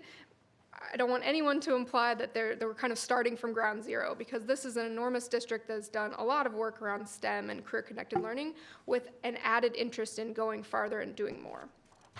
So teachers and staff are offering what they can, they're being innovative, and still they're kind of generally unsatisfied with STEM opportunities at their school. Elementary school teachers are some of the least satisfied, and district staff are largely unsure, which matches our hypothesis that greater attention and communication is needed across the district on connecting STEM education to career-connected learning. Teachers and staff want to see more STEM curriculum throughout a student's education, and they want to see career-connected learning opportunities attached to that curriculum. Individual teachers and districts are working, and district leaders are working really hard to be innovative and creative with the resources that you have. For example, over 40% of all KSD educators that we surveyed said they offer at least one career-connected learning opportunity for their students, such as guest speakers, career examples embedded into lessons, field trips. And then at a high school level, the least common career-connected learning opportunities are paid work experiences, pre-apprenticeship programs, apprenticeship pathways, and job shadows. And notably, those are some of the most important experiences that really allow students to kind of grasp this kind of work, participate in that problem solving, and kind of put them on a long-term trajectory in the jobs that we're talking about. So let's talk a little bit about students. Students also know that there is greater need for them to access STEM education, and more specifically, they really want career-connected learning and support that is tailored to their interests and to their experiences. So we see that 9th to 12th graders across Kent's 4 high schools report having ideas. The vast majority report having ideas for the career that they want to pursue, but still about a quarter or a third of students don't have a plan to pursue that goal. And when we look through quotes from students and kind of pulled out those individual storytellings, we hear things like students want more college and career resources, specifically more college guidance, college visits, and field trips to an employer to be able to kind of visualize that connection between a post-secondary experience and really the job and their ultimate goal. In order to make great career-connected learning possible for any district, you really need community-based organizations and employers to engage. So we spent a fair bit of time surveying and learning from them. So CBOs really don't feel like there are enough clear structures and policies to support growing their programs. So they have access, they do great programming here, but to go further, they would need more structure and guidance about where to grow, how to, and who to connect with. Only 32% agreed that it was easy to promote offerings to students. So we're just looking for that, making it easier to really move this work at scale. And employers are willing to engage, which is great, but they have even less context or experience with KSD than the CBOs. So employers are more interested in guest speakers, career fairs, other things that we would consider to be a lower level lift for an employer. But what we see in other districts is that with continuous engagement of some of those smaller initiatives, we really see that other districts are able to grow and create more long-term, deeper investments with those students to get them closer to those paid work experiences and apprenticeships and job shadows. So overall, we looked at kind of what are the common trends across all stakeholders. And there's a lot more in the report, and you have the slides in front of you. If you're feeling like this is a bit of an eye exam, feel free to take a closer look. But we really asked, what do you think students should have access to the most? And there are some important trends. So employers want to participate and want students to have access to guest speakers and training programs that get them to deeply understand what these jobs are. Not just about the post-secondary opportunities that might one day lead them to those jobs, right? We want to create faster, closer links for our students. And CBOs agreed. They want to prioritize work-based learning, problem-solving activities, training programs. And what's wonderful about this work is that teachers and staff are already leading in career fairs and workplace tours and training programs, but they're ready to engage more deeply with CBOs and employers. And what's unique about your community that we don't always see when we travel to other communities around the country and around the state is that all of your stakeholders have an interest and willingness to serve students in the Kent Valley. There's a real commitment to wanting to do this. There just needs to be more clarity, and we have a number of recommendations for how we can make it easier, not a bigger lift, to getting it done. So I'll just leave you with, teachers believe that STEM education and career-connected learning opportunities are not consistent across all schools or grade levels. CBOs don't feel like there's quite clear structures. Employers are willing and wanting to do more, but have very little context, time, or resources to do it. And students want greater alignment between instruction and career interests. So we, as consultants, obviously have the 90-slide, 100-slide version of that presentation, which we would be happy to discuss in any further detail. But I think for now, what I'll do is turn it back over to Carol to kind of talk about, so what does this mean practically? Thank you. It's like a reveal. One more click. Okay. Ta-da! Playing tricks on me. Okay. Thank you. So it was important to establish a shared partnership vision between the City of Kent and Kent School District. The core and some extended team members participated in design sessions and meetings to develop what we have on the screen. We talked about the vision, where we're going, our roles in terms of what we will and won't do. We discussed our priorities, meaning where will we begin and focus, and an implementation plan, meaning what further investments are needed and capabilities do we need to build. We felt that the current STEM strategic vision provides clarity and opportunity for focused resources for providing our students with experiences and skills to access pathways to careers, colleges, entrepreneurship, military, and much more.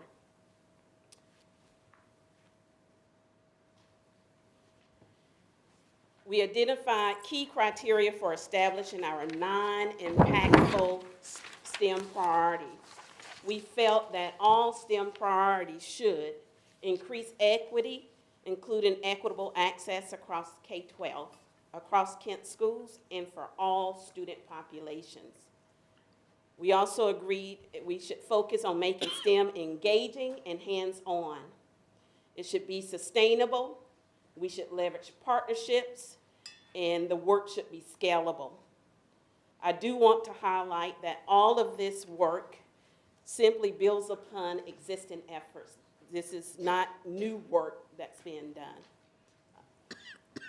Please note that we broke the 9 priorities into 2 different types. We have what we call system building priorities and programmatic priorities. And so for the system building priorities, as you can see on the screen, we're going to focus on building systems to formalize and improve STEM partner management and communications. Also, it will include us developing a data tracking system for STEM and career-connected learning activities and experiences.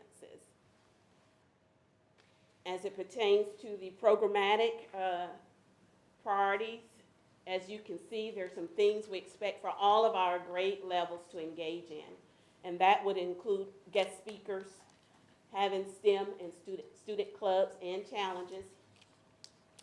And at the elementary and middle school level, we definitely want to make sure that we focus on STEM lessons, STEM professional development, and we need to take a look at our current middle school CTE electives and look at where we can expand and build seamless pathways into our high school CTE offerings.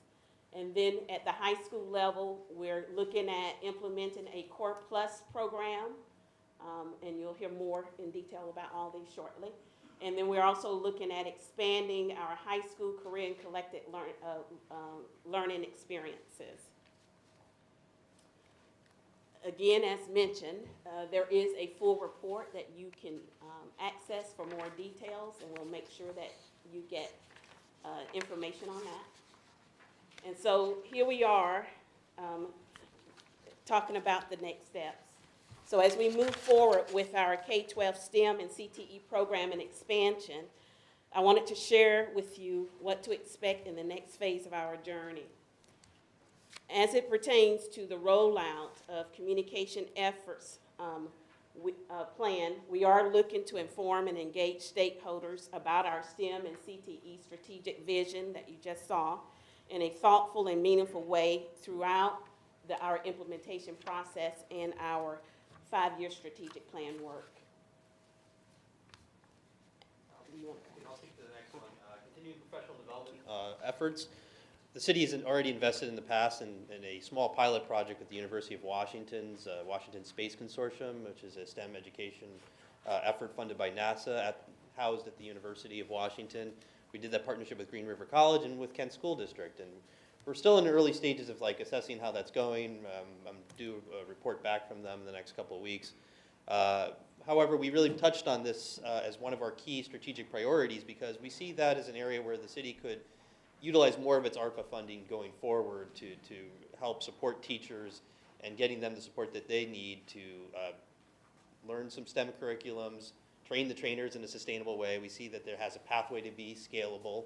We could use some of the research that we've completed to target where that professional development took place and the places in those schools where it was identified that teachers would want more or students would want more, but they didn't have a teacher to facilitate the program. So that's an example where the city, in partnership with the school district, could work with some of the federal funding that we've received to try to continue to advance a priority. We also see on the updating of the partnership onboarding process, Michelle Wilma and I, we hear this often from employers. Part of our just daily duties is to go and talk or field questions from employers, from leaderships of companies, and they want to give back all the time, and they might be confused how to do that. And that's never stopped us from calling and saying, hey, we have somebody who's interested. But it's been very ad hoc for the years. And so I think getting organized like this, having a plan, nesting that in a plan, and then thinking about how are we going to scale it? How are we going to have a speakers bureau where teachers don't ad hoc need to find their way to Michelle or I, or even, frankly, one of the many partner agencies that also want to talk to employers that we happen to partner with in our community. There's a lot of different people that do business development out there who go out and knock on doors of employers and ask them for things. I think to the extent that we can coordinate with our school district and have a sort of concierge, as Emma and Avery were explaining earlier, the depth and the substance of the partnerships in building a community between our employer base and our schools can grow stronger by having those relationships in a more seamless fashion with a process and an understood if Michelle and I are out there with a kit and we're recruiting you to be a guest speaker or your employees to be a guest speaker, this is what it would look like on the Kent School District side, and that there's capacity there to help shepherd that person to the classroom and have it be a really enjoyable experience. They'll come back, they'll recommend to someone else. They might, in that interaction with young people in a classroom, decide maybe I need to think differently about my hiring practices. There's all sorts of great things that we think can come out of a small step there that, frankly, we have a lot of the resources to do now. It's just having the coordination to deepen that collaboration going forward. So we're really excited about that, but that's just with the employers. There's a lot of other partnerships, whether it's the Museum of Flight or Aerospace Joint Apprenticeship Committee, or there's a variety of other partners out there that we feel that through the new processes that we were talking about, the best practices that are out there, we could really leverage those partnerships to bring more value from outside into our school district.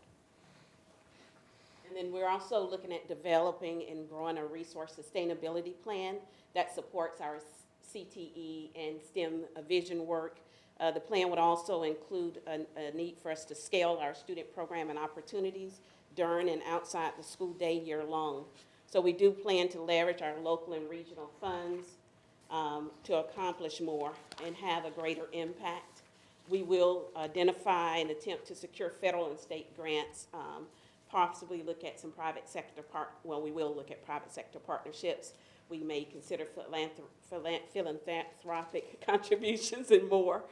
As it pertains to establishing an equitable data collection and reporting process, we are working on that process, and it was centered around our STEM, CTE, and our career-collected learning implementations. It would also include an evaluation and a progress report out to stakeholders. And so we are, Kinetic West has already identified as part of our data framework a range of indicators that we will find relevant for our STEM and CTE outcomes, like student engagement in clubs and activities, the types of dual credit courses we're offering, in dual articulation agreement work, internships, et cetera. And so, again, we do plan to include various types of data so we can get a comprehensive view of what's happening. And as always, we'll make sure that we take a look at that data and perform a regular equity analysis to identify access and participation barriers for kids and address those as needed. And as always, we'll make our reports accessible and understandable to our stakeholders so they can see the return on investment from the resources they allocate. And finally, as it pertains to data, there's a continuous improvement process where we will continue to set goals and benchmarks and monitor them and circle back and adjust our strategies as needed. As it pertains to expanding and offering a new STEM and CTE program, there are a lot of possibilities that we've looked at, as you heard already, and I do want to emphasize again, some of that would be looking at an aerospace, actually, Core Plus program.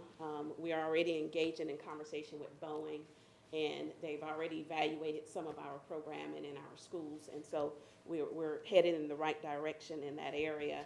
And then we also are looking at extending our work-based learning opportunities. I know that recently we created this internship apprenticeship with a Kent Valley industry torque lift, actually, and I heard today that relationship is going well. The kids are getting paid. They're earning coursework credit as well as work-based learning credit on top of that, because they're also working an extra 2 hours, so it's about 20 hours a week. So there are a number of opportunities also for us to look at expanding a rollout of STEM lessons, and we can expand on the details of that more later if needed. I do want to thank you for your attentiveness and hearing us out today, and I'd like to know, or we would like to know, if you have any questions for us. I'm just curious, you mentioned that the teachers are unsatisfied with STEM, right? I'm just curious, what are we doing about that? And do our educators come into the district today? How much STEM do they have coming here? Then my other question is around, you talk about job training, and you said guest speakers seem to be the highest.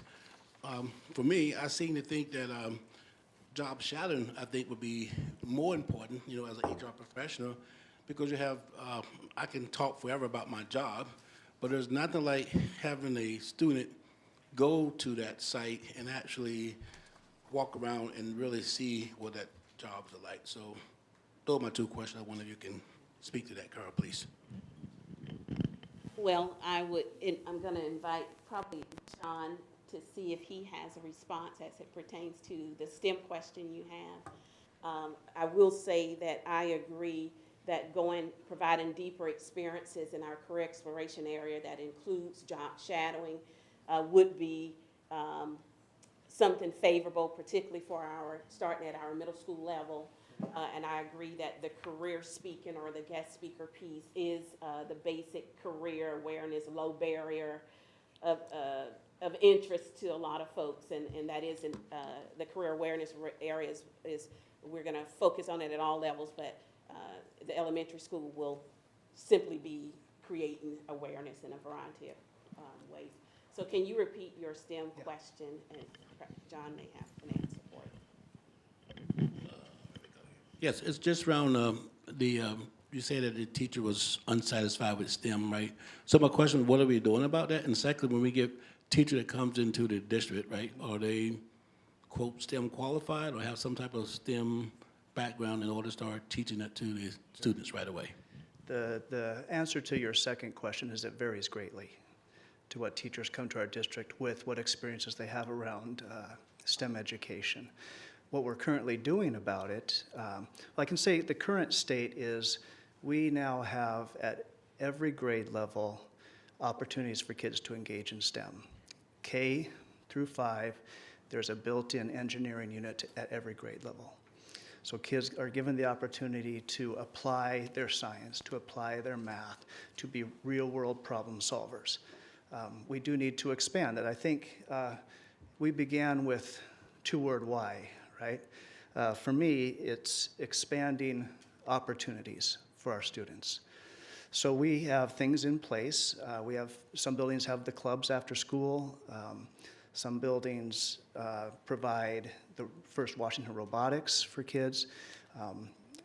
But there's a base that we have for students to access STEM, but it does need to be expanded. And I hope that answered your question. Yeah, it did. And just one follow. I mean, I understand the program. I'm just curious when I think about our minority kids, right? You know, how do we encourage them to get involved? Because most of them probably can't stay after school, right? So I'm just wondering how we'll go about getting them more involved in the STEM program. To make it equitable, there has to be opportunities built into the school day. Absolutely. And so that's, like I mentioned, we have intentionally built in STEM engineering units into the school day K-5. We build those into our science units in middle school. So every one of our grade level science programs has built-in opportunities for students to do engineering. And you know, engineering is that applied learning, where I take what I've learned and I apply it to some real world problem to problem solve. So they're built in at all grade levels. But that's not to say it's perfect. We do need to expand. And through working with the city, and the city has been wonderful, I think the opportunity to add careers, you know, Superintendent Vela talks about coherence. We need a K-12 coherence around career-connected learning. So students in our elementary become aware of what opportunities there are. That when they're doing their science, when they're learning their science, say, hey, this could be used in this career. And now I'm becoming aware.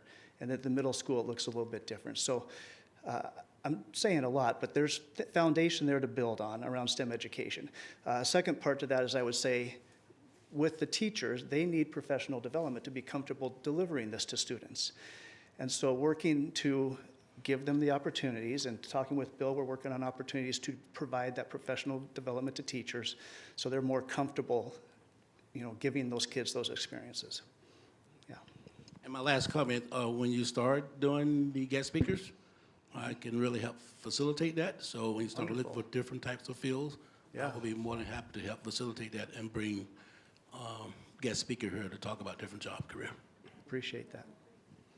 Just an answer on that too, Councilmember Boyce. Absolutely know you can. Absolutely think we can, and I think that's why we're starting with guest speakers.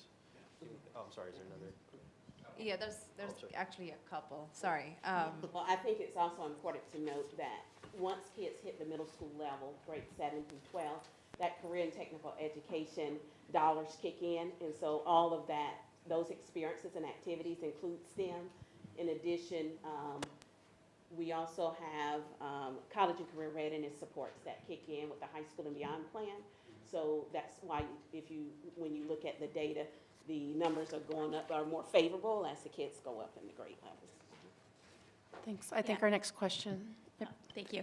So my question sort of builds on Bill's about equity and after-school programs. I think that's great that we offer at the elementary levels, we offer day, school day learning as well. But I worry and I wonder, like, was there any feedback given on transportation being a barrier to some of these, after-school job exploration, apprenticeships, because we know that we have a transportation desert problem in Kent. We don't have very many, if any, east-west routes. So I'm wondering what we're doing to bring maybe transportation into the conversation to help support the older kids that have the opportunities to do something on-site after school. Well, that's definitely a great question, and I know John mentioned it is important that if we want kids to get those experiences, then we need to offer it during the school day when we know kids can access and can participate in the process. Anything that we're offering outside of the typical school day will be a challenge because we do have to take a look at resources and figure out a way to leverage those. And so that is a part of the resource, I would say, scalability plan or leverage and resource conversations that will need to be had. I'm just wondering if we can, if we need to bring Metro to the table or some transportation partnerships. I think there's a couple different ways to address it without necessarily purely Metro. And, I'm gesturing a little bit to Lori Pax in the past, because in the past we've talked about this as a barrier quite a bit, and sometimes the school district does have funding for transportation, sometimes not. We feel that this plan is just helping us to identify those issues and then help us to go out for further funding. That's one answer. Second answer, I think where there are not STEM clubs challenges, where there are in those neighborhoods, there are nonprofits that we're aware of that might be interested in growing their services into those areas. They're not, prior to this plan, they may not be aware where those lacuna are. They're not necessarily sure where the absences are. And if we get better organized and bring it on board more partners, we could maybe try to help steer nonprofits that we work with, or try to think about creatively what are the solutions that we could pursue and programming from other entities, whether it's the library, the parks department, whatever it might be, to help fill that in those neighborhoods. And so those are things that we talk about exploring further. And I also wanted to travel back to Councilmember Poyce just for real quick on the job training piece. Another part of the detailed plan is just talking about Core Plus and the importance of it to set you up for youth apprenticeship. And too often when it comes to pre-apprenticeship or youth apprenticeship, if you don't have the right training earlier on, you miss out on the opportunity. If you learn about it in high school and that's when the CTE dollars kick in, too sad, too bad, it's too late. And so that's where having that intentionality about growing those exposures educationally at an earlier age sets you up to have more of those pre-apprenticeships. One of the slide bullets on there, not articulated out loud, is that there's sort of a low understanding of like what are the requirements to get you into an apprenticeship program. And that's back to where a lot of this isn't necessarily very expensive new programs. Some of this is organization, communication. It's communicating and bringing those partnerships on board. And I believe we had a comment by Dr. Kim. Hi, my name is Rebecca. I am the Associate Superintendent of Teaching and Learning. I've had the pleasure of just sitting in a couple of these sessions, but just wanted to address the question around ensuring that all students have access to STEM and career-connected learning opportunities. So I want to name and celebrate that in a recent updated school improvement plan policy, a couple of our board directors really advocated to ensure that all schools had an explicit goal around science instruction. So science instruction is already happening, but we wanted to be more explicit in calling that out to say all schools and all students are receiving some type of science instruction, and we're being really targeted around what is the goal and how are we going to measure progress along the way.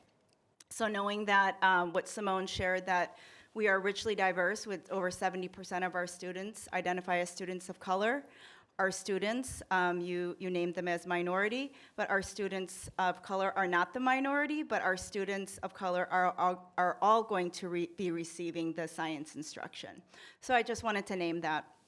The transportation question, in the partnership conversations that we've had, for example, with Museum of Flight, they have some really amazing opportunities on site. And they shared that there were students from Kent School District that were participating in the summer. And while that's a celebration, the next question that Carolyn and I asked when we had the conversation over at the Museum of Flight was, how do we ensure that all students have access to these opportunities, not just the parents who know how to access those resources and transport their students there? So they invited us to be on a educator speaker panel with their board, and they shared their strategic plan update and the goals, and one of them is to increase funding so students will have more opportunities. So in May, Museum of Flight will be coming to a couple of our elementary schools so that they can bring the Museum of Flight to our classrooms. But again, to John's point, those really intentional vertical pathways and being really intentional about how the elementary learning is going to be connected to middle school is going to be really important. So we're not doing one-off field trips and one-off activities, that there's intentionality there. So there's a lot of really great conversations happening, and I appreciate the questions around equity. Yeah. I just wanted to do a little bit of a time check because I know a lot of us very much want to hear about the Mill Creek. And so I saw Excuse me, school before we project. move on. Yes, I just wanted to make sure that we thought about number of questions. I think that there's 2 more still. Okay, great. Well, mine was as far, had to do with girls, so we're looking at equity. We've looked at ethnicity, but are we also making sure that girls having access is one thing, but encouraging them to keep moving on, to not lose that interest in sciences and math and the STEM fields. So are we looking at that specifically? Yes, I have connected with 2 or 3 groups that want to work with girls only. And so I would say there are a lot of strong support for this work in King County, and I feel like there's really, the possibilities are endless. I guess I could leave mine more as statements and questions to follow up on, just to be mindful of time. But I had 3 that eventually would like to get to. The first one that I had questions about was regarding when we talk about forecasting the future in terms of commerce, city development, and what careers look like, is there any data going into market saturation? When we think generationally and when we think about a lot of these advancements to push forward a specific industry, when we look 20, 30 years down the road, we see that everybody has the same skill, and we see that the jobs become limited. Looking at the current state of technology, right? When I was in high school, everything was about coding, informatics. Nowadays, everybody knows Python, C++. And so finding jobs is very difficult. So what are some of the, I guess, considerations for market saturation? The other thing that I had was, I heard STEM a lot. I feel like we're missing the S in STEM. When we think of mental health, behavioral health, medicine, sciences, what are some of the actions to address opportunities for those fields? I guess for me, growing up, I didn't see a lot of therapists who look like me. So what are some of the, I guess, ideas or partnerships with the community to help expand some of those interests? Yeah, and I guess my last one, it's a little more complicated. So when we look at the way technology is advancing and we look at tech-centric cities or communities, the meta-analyses right now in terms of research on medical, behavioral, mental health, there's a strong correlation between cities or populations that are heavily dense with STEM that also have high rates of mental health and also higher rates of intellectual and developmental disabilities. if we're not addressing those and integrating ways to create awareness and transparency to these fields, what is our society going to look like in 10, 15, 20 years where we haven't trained enough, I guess, mental health or behavioral health clinicians? So I guess I could just leave it at that. But eventually, it'd be great if we could have more conversations on those, because I feel like these are some of those variables that often get missed. I can think about the market saturation. So I'll address the market saturation one just real quickly. I think from the research that I look at in sort of economics and economic development, a lot of the conversation is how do you have borrow something, they often borrow from environmental terminology, and probably borrowing from the future from our next presentation on Mill Creek too. The word would be resilience. And you have more resilient people. You have, the technology is one thing, but really it's about creating a community of practice where there's more social engagement between people who are in the tech jobs, let's say in our industrial area, and with our community members, who want to be mentors and be connected with young people in the town in which they work. We're trying to facilitate those connections. So from my perspective, what we're really trying to do is if you're making better connections between people who are highly skilled in those industries, they will tacitly pass on their knowledge to others. And no matter what happens in the future, if you have really strong social bonds like that, if there are economic shocks, if there's, okay, airplanes are dead, we're all going to be teleporting, the people who were building airplanes are more likely to be also aware of what's coming next and teleporting and help people. I'm using an extreme hypothetical here to try to make a point. It will help people do the teleporting. We're talking about far future emerging tech, right? So there's never a reason to not have social bonding between your highest wage industry folk who want to give back what they know to your young people in your town. And I think that's at the core of it. If we're doing that, we're having a healthier society. If these things are walled off from one another, if people are doing high-tech jobs in buildings with no windows and on a road that kids never even see, behind a moat, sometimes with a fence, it might be electrified, how are you going to know that that's a career opportunity when you're 10 and what you should be thinking about to do that?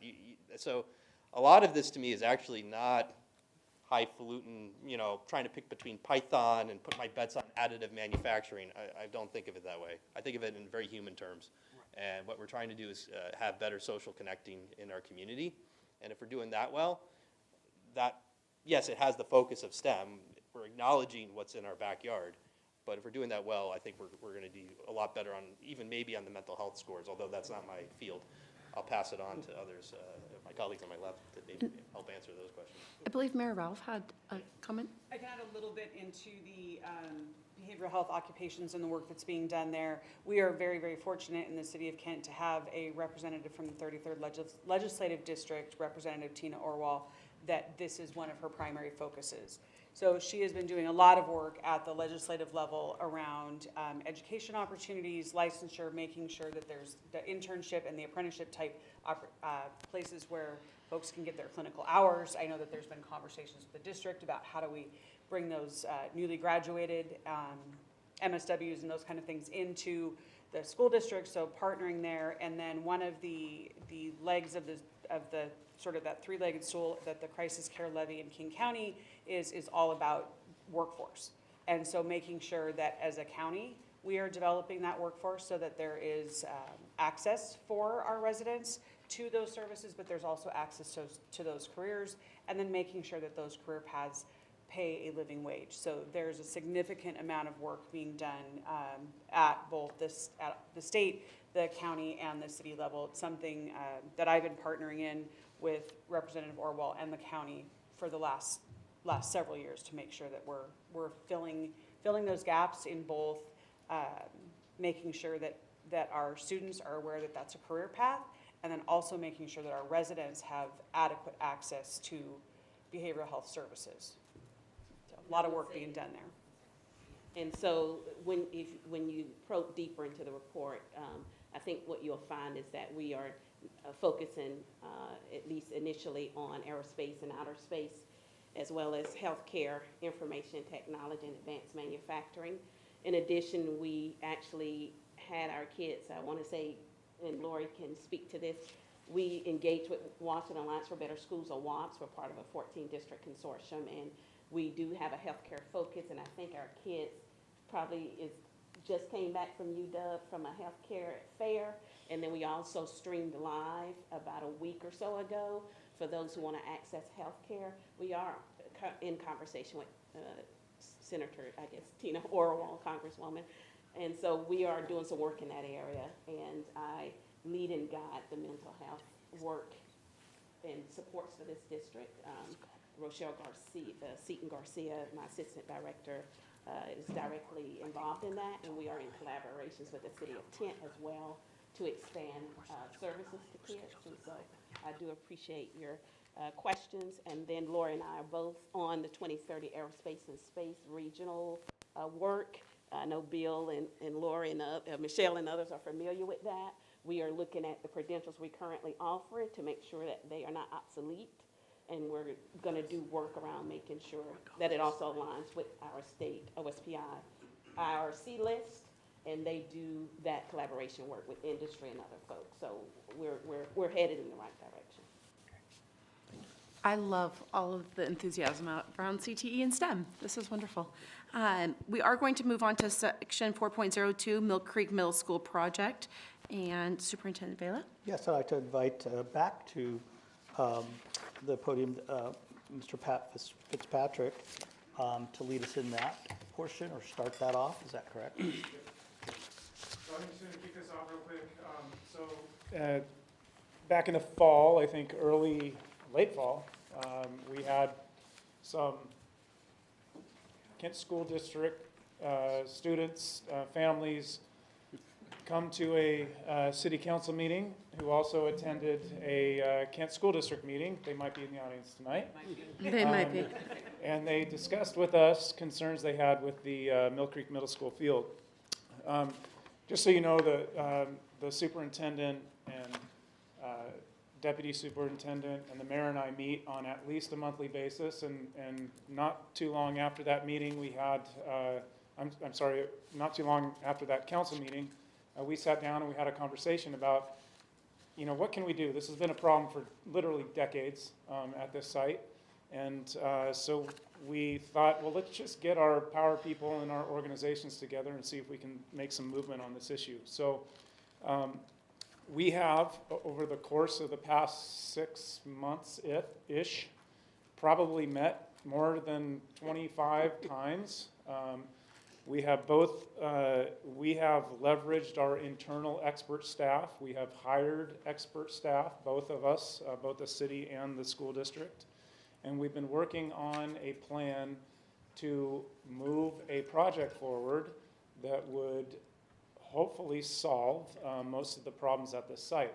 You'll find out tonight that this site is super, super complicated by federal regulations. It also abuts a stream, and you're going to hear some exciting news about that stream as well. And so I just want to say that this is one of those situations where we had the public come and identify this problem. The school district and the city got together, and we are in major problem-solving mode. We have some exciting things to talk about tonight, and so I am going to hand it over to, I think, Chad, our Public Works Director, who's going to take it from here and start the conversation. Thank you. Thanks, Pat. As Pat said, a very timely visit that we had last year regarding the conditions at Mill Creek Middle School and what can the city do about it, I think was one of the questions. And part of the discussion that we've had for a number of years, the city's been working diligently for over a decade to try and get permits and permission to dredge out Mill Creek.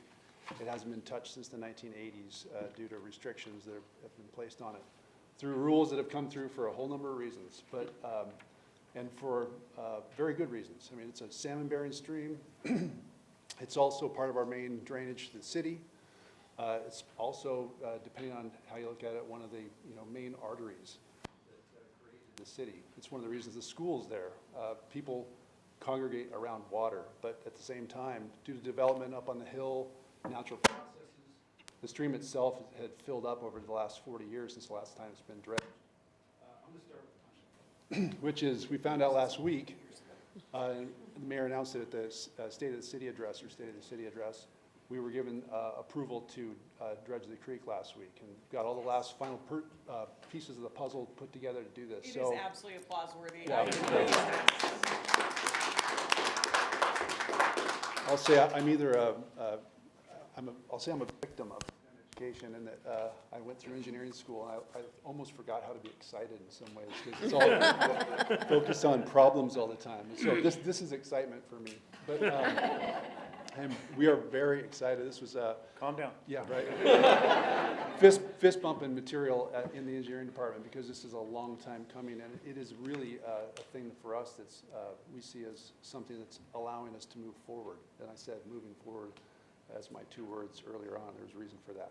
So this really, we're at Mill Creek Middle School. This figure that's up on the board, the blue represents our floodplain in the valley, which is the area when Mill Creek burps. If it were to have a 100-year storm, that's how far the flood water would go theoretically. We've seen it out that far in years past, and the way to keep it within the banks as much as possible is to get it back to its original configuration, and that, again, is what we've gotten approval to do now. So we are about 2 weeks away from going to advertisement with a contract to get that work done this summer, first phase of it. There are additional phases coming later. And why is that a big deal? Because it allows the district and the school, or it's the city, to talk about next phases of the Mill Creek Middle School. Because without being able to do the work in the creek, there is no way we can move forward with improvements to the middle school. Why would you spend the money, or how could you spend the money? There are also some opportunities in getting together and working as a group. As Pat mentioned, we've really been collaborating over these last 6-7 months, very closely working together and looking at the site itself and the area around the school and how can we improve it. So, number one, the FEMA compensatory floodwater storage requirements. This is what we're required to hold back floodwater within that blue area. And I could go on and on about this. I'll just try and make it very simple. When we build in the blue area that's on the Mill Creek Middle School property, we need to be able to hold any of the water that would be in that blue area on the property or in the property around it. We have found a way, working with our outside consultants, to keep flood storage on the school property that would not only compensate for the impacts from school improvements, for raising the field and relocating parking around the school, but also on properties adjacent to the school property itself. So I think if you look at your packet, this first thing said Kent Valley Economic Development, and there's a piece to this puzzle that not only gets us the ability to improve the school, but to improve the area around the school as well. And that's what we're also very excited about. So other regulations, and again, I'm sorry, I look at these things all the time, so this blue, and I see these figures. In fact, I'm going to stand up that, because what are we looking at? You've probably all figured it out already, but you've got Mill Creek Middle School in the middle, James Street, Smith Street, Central Avenue, and then Mill Creek running up the middle there. So again, improvements within this area require compensatory floodplain storage. Can you hear me? You don't allow me to do that? Could we give you a handheld? Yeah, that'll work.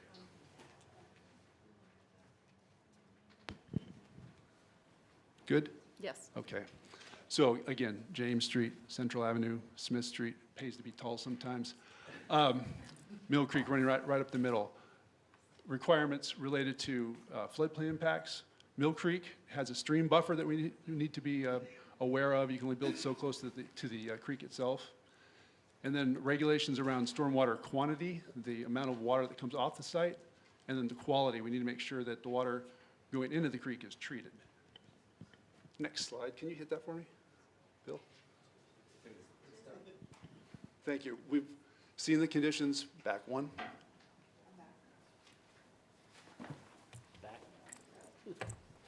Oh, thank you. Yeah. Daily life, this happens probably anywhere from 3 to 6 times a year or more, depending on how our storms come through. So that's on Mill Creek property, and then the area around Mill Creek. Affecting anybody trying to get to the school and around the school, businesses, and of course, the use of the field itself. So again, what is it we're able to do, or we think we're able to do? We think we're at the point in our analysis where we're going to be able to reestablish Mill Creek through the process of dredging and improving the creek itself, replanting it. We also want to be able to lift and move the field. We'll be able to detain and treat stormwater underneath the lifted field. Put new turf down on the field so that the turf that's out there is of the same quality that the other schools in the district have. Meet our federal floodwater storage requirements, and then also our state requirements for floodwater quantity and quality.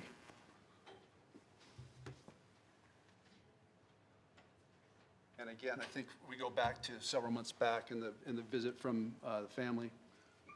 We heard it. We were trying to fix this. We got together. We think we have a proposal that can get us moving forward, and we're very excited to do it. So I'm going to let Bill get into the business of it. Pat, you got an item? Yeah, can I just mention one clarification? No matter what we do with that creek, that floodplain, the big blue blob, stays. So we have to, it's federally regulated. It doesn't change because of what we do in Mill Creek.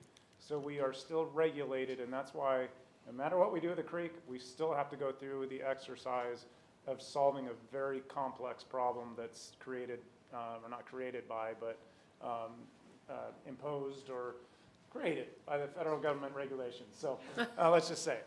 So anyway, we're doing one part that we hope will have a significant impact, but we still got to do all the other work as well. Yeah, there's no way out of the federal and/or state regulations that we're having to deal with.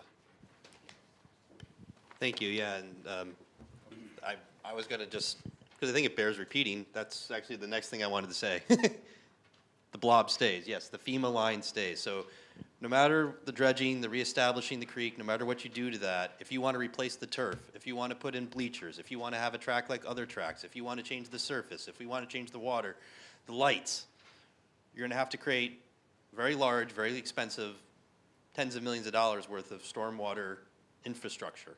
There will have to be stormwater for the state infrastructure regulations and for the federal. We also need to create compensatory on-site storage. And so,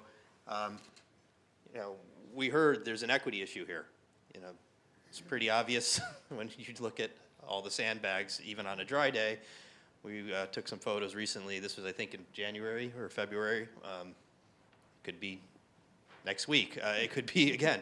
And so even if we're doing the dredging, it's not going to end flooding, right? The city has a canoe in its downtown as a memorial for a reason. We are in a wet zone. And so our envision tomorrow, though, is to elevate the field, right? And it's been a really close partnership with the Kent School District and with your outside expertise as well to have some of these renderings that I'm just going to show quickly here of like, we must have a track that's the same as every other track in the school district. We had that great presentation earlier about who is the Kent School District. I'll talk just very briefly, what is the Mill Creek neighborhood? So this school has a catchment area that's 1.75 miles. The students, if you look at the households within the census tract of that catchment area, 50% of them have one vehicle or no car at all at the home. So you're taking transit, you're walking. 70% of the students, I understand, walk. 68% or the large percentage are taking public transit. And if it floods, there's wet feet. It's not conducive to learning. And we think there's an environmental justice issue notwithstanding in this neighborhood. If we look at this neighborhood, we look at that same census tracts and we look at the student body where they come from, in terms of the households in Kent, and the EPA, the Environmental Protection Agency, looks at, okay, what are the environmental indicators of environmental justice of this neighborhood relative to the state as a whole? This neighborhood scores in basically the top 10% in 8 of the 13 categories, for air quality, for water quality, for a lot of other qualities. So some having this type of, I think what our desire is to do more public participation going forward, not end the project with the permit to reestablish the creek, but to continue to talk about how does this facility be the equivalent facility of others? How do we make the water cleaner? How do we make sure that the neighborhood is safer and that the student walks to school and the environs of the area are better? How are we making sure that the businesses and properties nearby in the immediate environs can also benefit from reinvestment?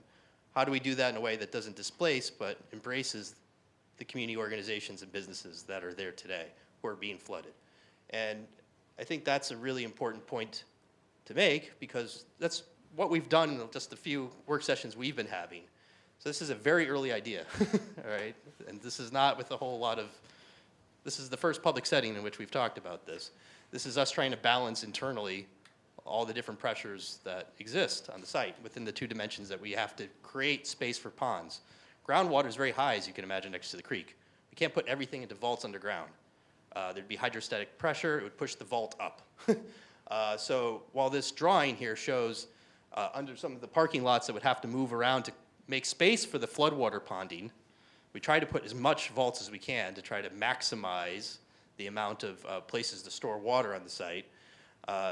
It has impacts to circulation, it has impacts to vehicular access, it has impacts to how buses are going to work. It's going to have impacts across the board. It will potentially impact businesses, right, on State Avenue.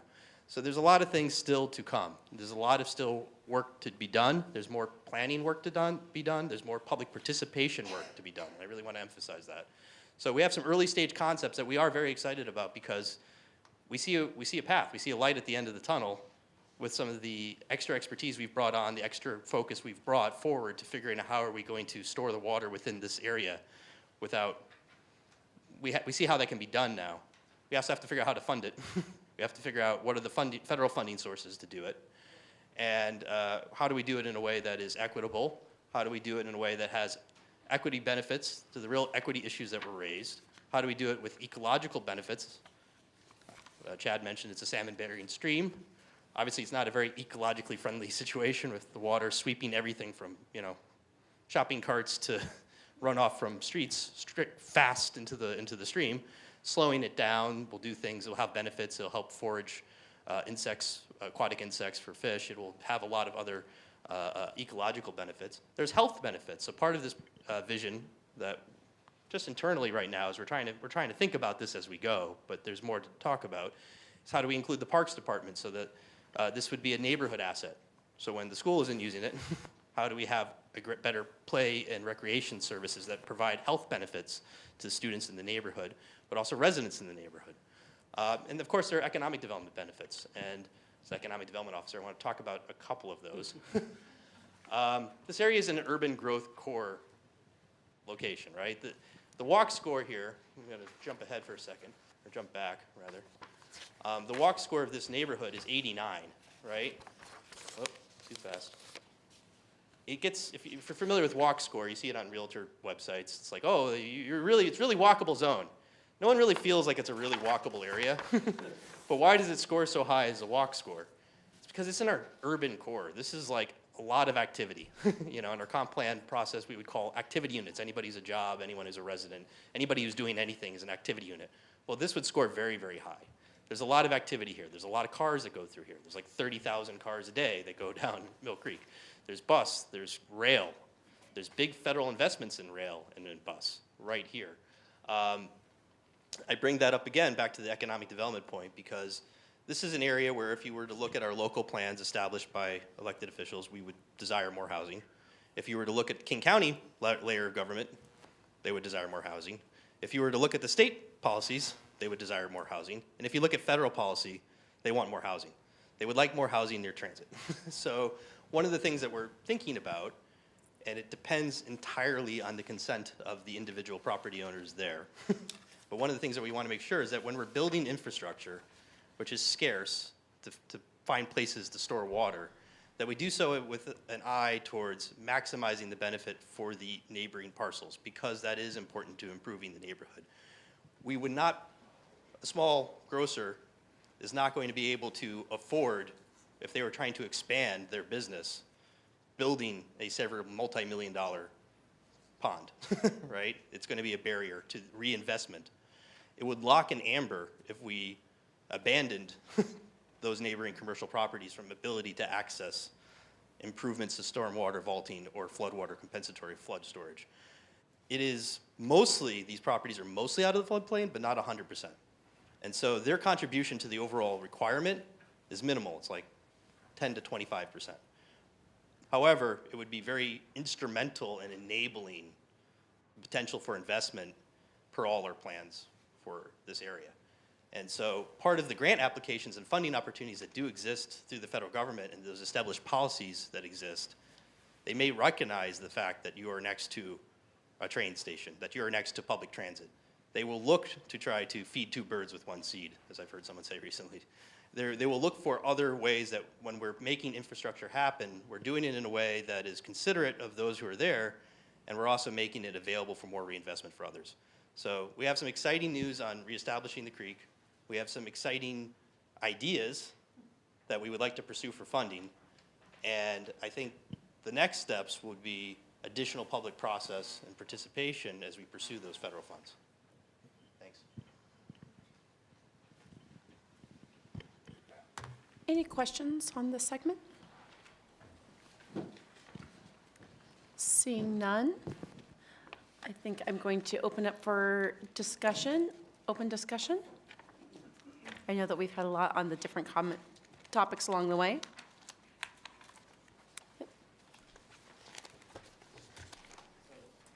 Just keep talking, it'll turn on. Eventually it might work. There we go. So I know we had heard from our mayor here about the placement of signs, the 20-mile-per-hour signs. Has there been any progress on finding out what is possible regarding that? Absolutely. I'm going to turn it over to Chad to talk a little bit about some of the work that we've done since that meeting with Mill Creek, what we think is possible and sort of where we're headed. Yeah, so we do have the opportunity to add signage around the school. It'll consist of school zone signing that goes around the mast arms of the signals at Central and James, Pioneer and Central, and then Smith and State. Just highlighting that, hey, you've got kids crossing here. We also have, they've been in place for a number of years now, leading pedestrian interval. That's where if you're paying close attention as a driver and you pull up to a signal, the walk sign comes on for about 3 seconds before you get the green light. That is a relatively new add-on in the world of signals over the last 10 or 12 years. And what that helps to do is allows drivers to see movement. You know, in the old days, you'd get the walk signal and the green at the same time, and people would all go. And what was happening was folks were getting lost in the A pillar, that first front part of your car, and we're having accidents. So that leading pedestrian interval has really reduced the accident rates around signals where they're installed. We have those installed already around the schools, but we're going to extend the time that pedestrian interval comes on before the green light comes on. Now, the 20-mile-an-hour speed limit, that's another discussion. We follow what's called the Manual on Uniform Traffic Control Devices, which is kind of the Bible for traffic signs. And before we can install traffic signs, you really have to follow a set number of rules. And so we're looking through what, if we can, if and what we can do with regard to those signs around Mill Creek Middle School and other schools throughout the city. Great. Thank you very much. Great question, Lee. Any other questions? Bill? I just want to make a comment. Looking at some of the data here, you know, I just think one thing that really kind of stood out to me today, looking at some of the data, was that you guys had like a 90% graduation rate. Did I see that? I mean, that is just really phenomenal. I mean, that's a good story to tell. I mean, I think as time goes on, you need to talk about some of the good things. But at the end of the day, that's what we want to do is prepare our kids, you know, for the next level, right? So, but something you need to think about. That's a good thing to continue to tell our community that what a good job you guys doing. So thank you. Thank you, Bill. Thank you. Yes. My second question was, so I had spoken with one of the personnel at the city about Canyon Ridge dismissal and mitigation of the intersection there due to the fact that there's, you know, a whole hundreds and hundreds of students all trying to cross at the same time. And it gets to be kind of a bit of a traffic jam with cars coming across and like cars going the other directions and that sort of thing. Has there been any communication on that front Yeah, district transportation and our traffic group, they've been talking and adjusting the signal timing at the intersection to try and increase the amount of green time provided to that northbound movement, and then also for the crossing time for the students. So they're continuing to have discussions on adjustments for that. And I guess part of it, I want to make sure that we're understanding the issue. What we're hearing back from district transportation is it's looking better. But if you have other information that could help us out, I'd sure love to hear it. Oh, no, it was basically like that as the students are leaving, they're all trying to cross at the same time. And so they're all coming on that one sidewalk. So there's not a lot of space for them to all come across all at once. It's just, you know, a big flow of students all going along for a long period of time. So I think like extending that period might be good if we can for that. Totally, yeah. We'll want to accommodate that as much as possible. We obviously want kids crossing in groups like that because it reduces the chances of some yahoo driving through there doing something crazy. We've also had we've had some conversations initially about creating another walking path on the west side of 111th. So if we were to able to do that with the city, we could have kids going down both sides of 111th. That way the kids that are on the east side of 111th go to the light, do not have to cross and go west. So that was just a brief discussion, more on that to come. That's great. Sounds awesome. My last question is regarding Birch Creek Apartments.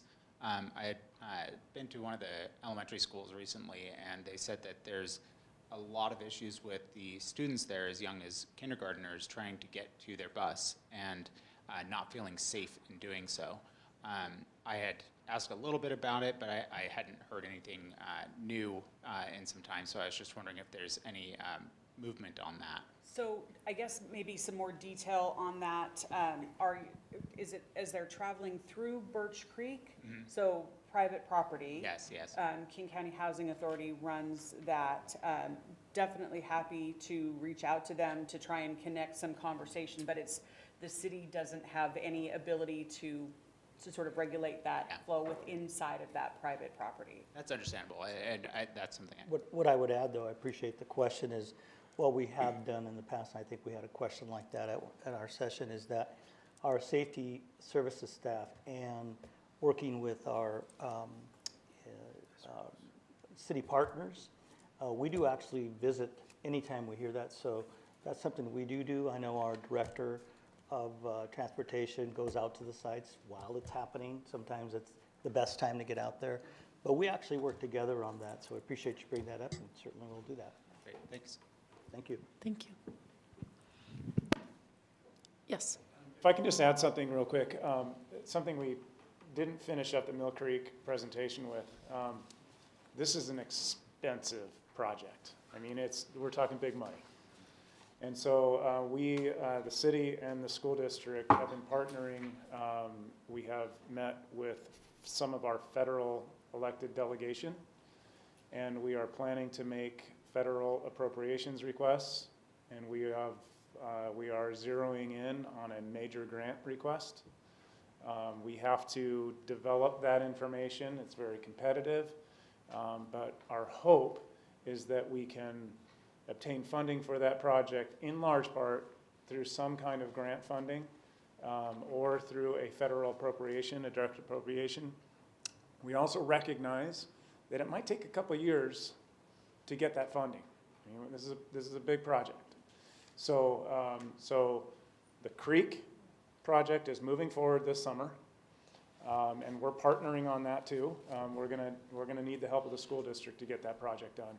But as far as the improvements, lifting the field, creating the storm water storage and flood storage, and other improvements at the school, we will be pursuing federal funding for that sort of the project. But obviously, nothing's guaranteed. It's a competitive area, and we will be moving forward on that. Pat, I just wanted to add for our council and our board that I know I personally have been at meetings with Mayor Ralph, yourself, and your team with representatives. We have Washington, D.C. that is looking at and listening to us, our representatives. And I wanted to thank all of you for setting those up.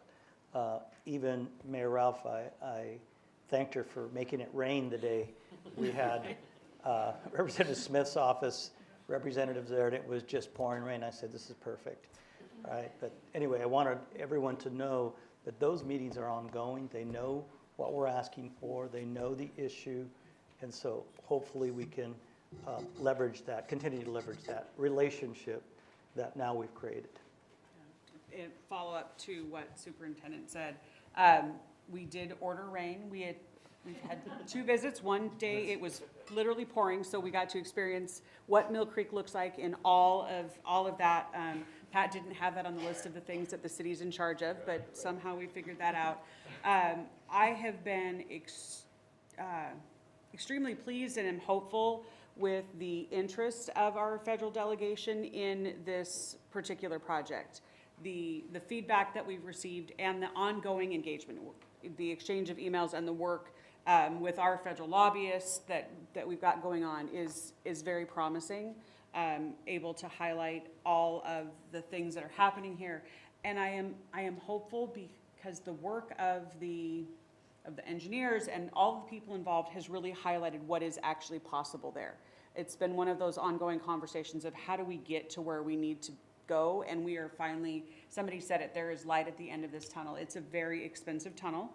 I want to keep saying that over and over again, but there's hope, and we have a federal delegation that is engaged and wants to help in this project. So, like I said, I think there is opportunity here, and we're going to continue pursuing that, continue working with the federal delegation. We're seeing more money come out of Washington, D.C. than we ever have in probably any of our lifetimes, and there is absolutely no reason why that money should not be coming to this location. So. Yeah, I just wanted to add a couple of things really quickly. Again, appreciation to the City of Kent and the ongoing collaboration and partnership in this work, to the point where, I feel like I should have an office down at the city because I feel like I'm down there 1 or 2 times a week. But it's for the right reasons, and it's been a great opportunity to work together on this particular project as well as others. The other piece is I did call out in the levy presentation that Mill Creek is a project that we put on the levy. Now, of course, if we can get federal funding, that's going to be great. We can use that money in other places. But we are putting it on there as levy dollars to be used for the field. So obviously, as time goes and things become available to do things, in the interim, we recognize that we're going to be doing the creek reestablishment this summer. Well, we want to make sure that that track is as usable as possible in the field, because even though the size of the creek will get much wider and much deeper, and the water should hopefully live there as much as possible, we want to be able to maintain as many months as possible that the students at Mill Creek have access to a facility until we're able to give them the facility that they deserve. So there'll be some work going on this summer in conjunction with the city doing work in the creek, so that field is ready for kids to be able to access track come the fall season. So. I had a question. I had questions about, going back to an earlier conversation about taxing and how King County and then also the City of Kent have a lot of different overlap when it comes to identifying sources of revenue in terms of taxations. You guys are going to hear a lot about mental health. That is my background, and so I'm here to use the platform to advocate for that. One of the things, when we look at the King County's, the MDD for their crisis tax versus Pierce County's behavioral health tax, regarding the South King County councils between the mayors of, Berrien, Kent, Auburn, et cetera, what are the likelihoods of finding some additional ways to provide that similar tax like Pierce County, where it's the 1/10 of 1% on sales taxes? So basically, I think what it came down to was a penny for every $10 spent goes back into providing funding for behavioral health agencies. Specifically in Kent, I ask because I own and operate my own company. Last month, I received 62 referrals from the Kent-Auburn area. All of the families state that there's no services within a 10-mile radius. And then in addition to that, a lot of the kids that I do serve are coming to me with PTSD, safety concerns, anxiety, due to living conditions. And so what are some ways that we can, I guess, get creative or innovative with finding other ways to fund behavioral health? So I think that's that crisis care levy that passed at King County. Pierce County does not have anything like that. So it's just a different mechanism for funding that will bring those 5 crisis care centers. It will increase the workforce when it comes to behavioral health, provide behavioral health urgent care, those kinds of things. We, as a city, don't have the ability to leverage a 0.1% sales tax for mental health funding.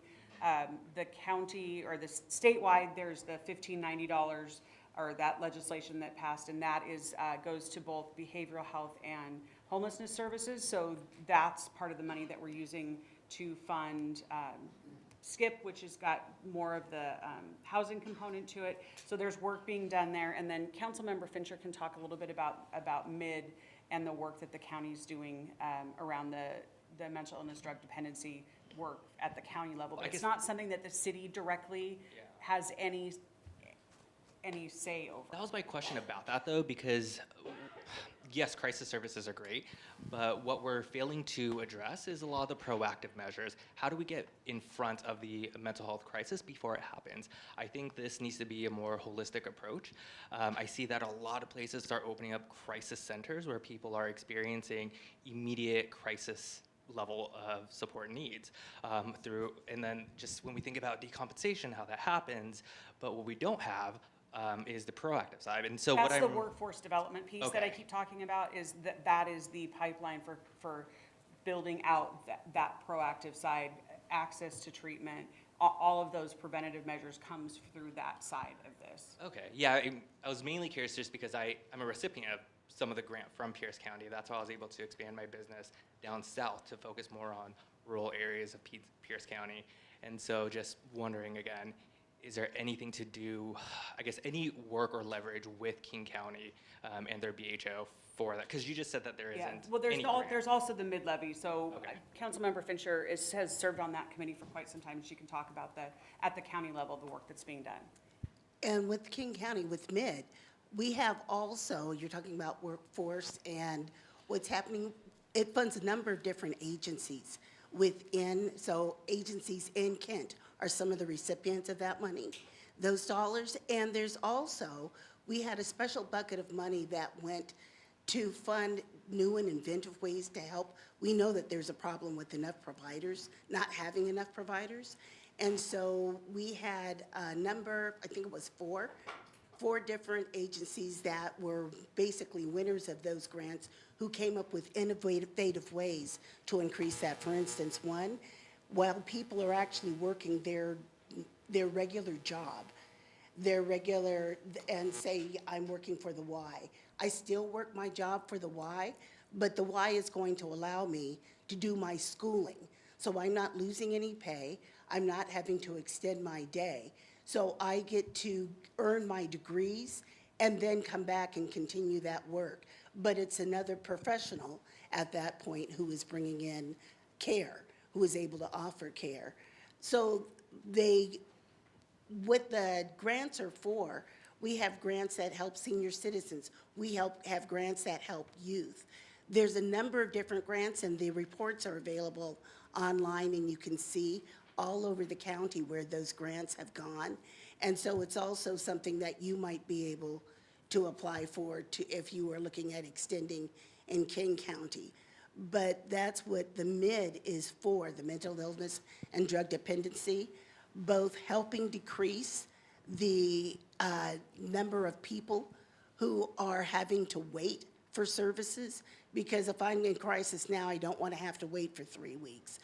So what we're trying to do is to decrease that time and make sure that more people are able to get services at the time they need it. And then the type of care, we're going with both the regular, let me sit and talk to you, but we're also going with some of the methods that are not as well-known or well-used here. So in some of the ethnic communities, that could be dance, there's art, there's animal therapy. So we have a number of different ways that is distributed, and we have also had special funding that has come to Kent and been distributed by our city council here, as a matter of fact. I would love to connect because I sit on both consultation groups for multi-care and also for Seattle Children's. And when we look at the areas of needs, South King County, we have no referrals. And so I don't know where these grants are going. It'd be nice. I have looked at some of the mid grants, but like you were stating, a lot of it focuses on adults' mental and behavioral health, housing, substance use. And I think what we're missing, a part of that entire dynamic system of holistic care, is also for the children. Children grow up, they become adults. If they have unmet mental or behavioral health needs, what are some of the measures in place to help support these? And again, if these services exist, I would love to know more. That way I can help bridge a lot of the conversations between the work that I do over at Children's and also at Multicare, because when I look at our referral systems and where we're sending out these referrals for these services that you're mentioning, we don't see them. So we have some for children, and I will talk to you after this meeting. I just had, last year's presentation, we got to hear a lot about the Parks Department. And I was just wondering if you could talk a little bit about, we talked about COVID and kind of the down. Has that tide changed, and are we seeing more participation and anything exciting and new? Because I know that so many of our students use that amazing program. And then I also just question if you have, what it is trying to get youth workers during the summer. If you could talk about that. Because we would love to see that. We all have, I think, experienced similar things. So if you could just talk a little bit about that, I would very much appreciate it. Yes, lifeguards, please, anybody that My knows daughter just became certified. We would love to see that. We have seen our participation post-COVID come back. Our programs are running at capacity in most cases, so really excited about that. We are one of the largest youth summer employers of any place, anywhere. So those jobs are available in a variety of areas. Please check out our website for those listings. We really do want our local kids filling those jobs, so there is a significant amount of opportunity.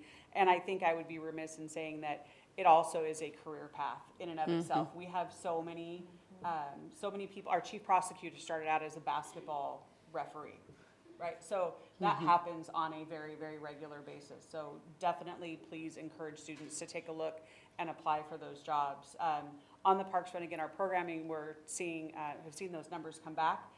Did a good job of retaining during COVID, but we've seen expansion there. And then we've got a lot of great investments in just park infrastructure. So we've seen the opening of Van Doren's Landing Park. If you haven't been down by the river, Morrow Meadows up on 248 is going to be completed this summer. Springwood Park is just finished signing that grant. So we've got money coming in. We're going to start redevelopment there. We've really got projects all over the city that are happening when it comes to our Parks Department. Very, very proud of the work. And then I think it's important to talk about there is a significant partnership with the school district. Our Parks Department and the district are working together all of the time, and we're figuring out ways to leverage some of the capital dollars we have to help out for things like lighting at fields. Again, we started out with there are same kids, right? They're in school during the day and they're in the community in the afternoon and on the weekends, and so making sure that we're utilizing those shared resources, very, very important to the Parks Department and the school district. Thank you very much. I know that it's hard to get a job if you've never had a job. And the City of Kent has been a great partner for our students to have that first job and that first working experience and really get them. Our Parks Director, Julie Paris-Gondola, is here, so. Great job. I was looking, making sure she wasn't going, oh my goodness, what is she saying?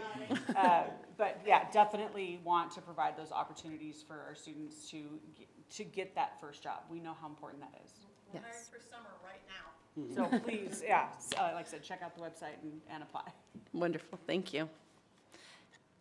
Anything additional?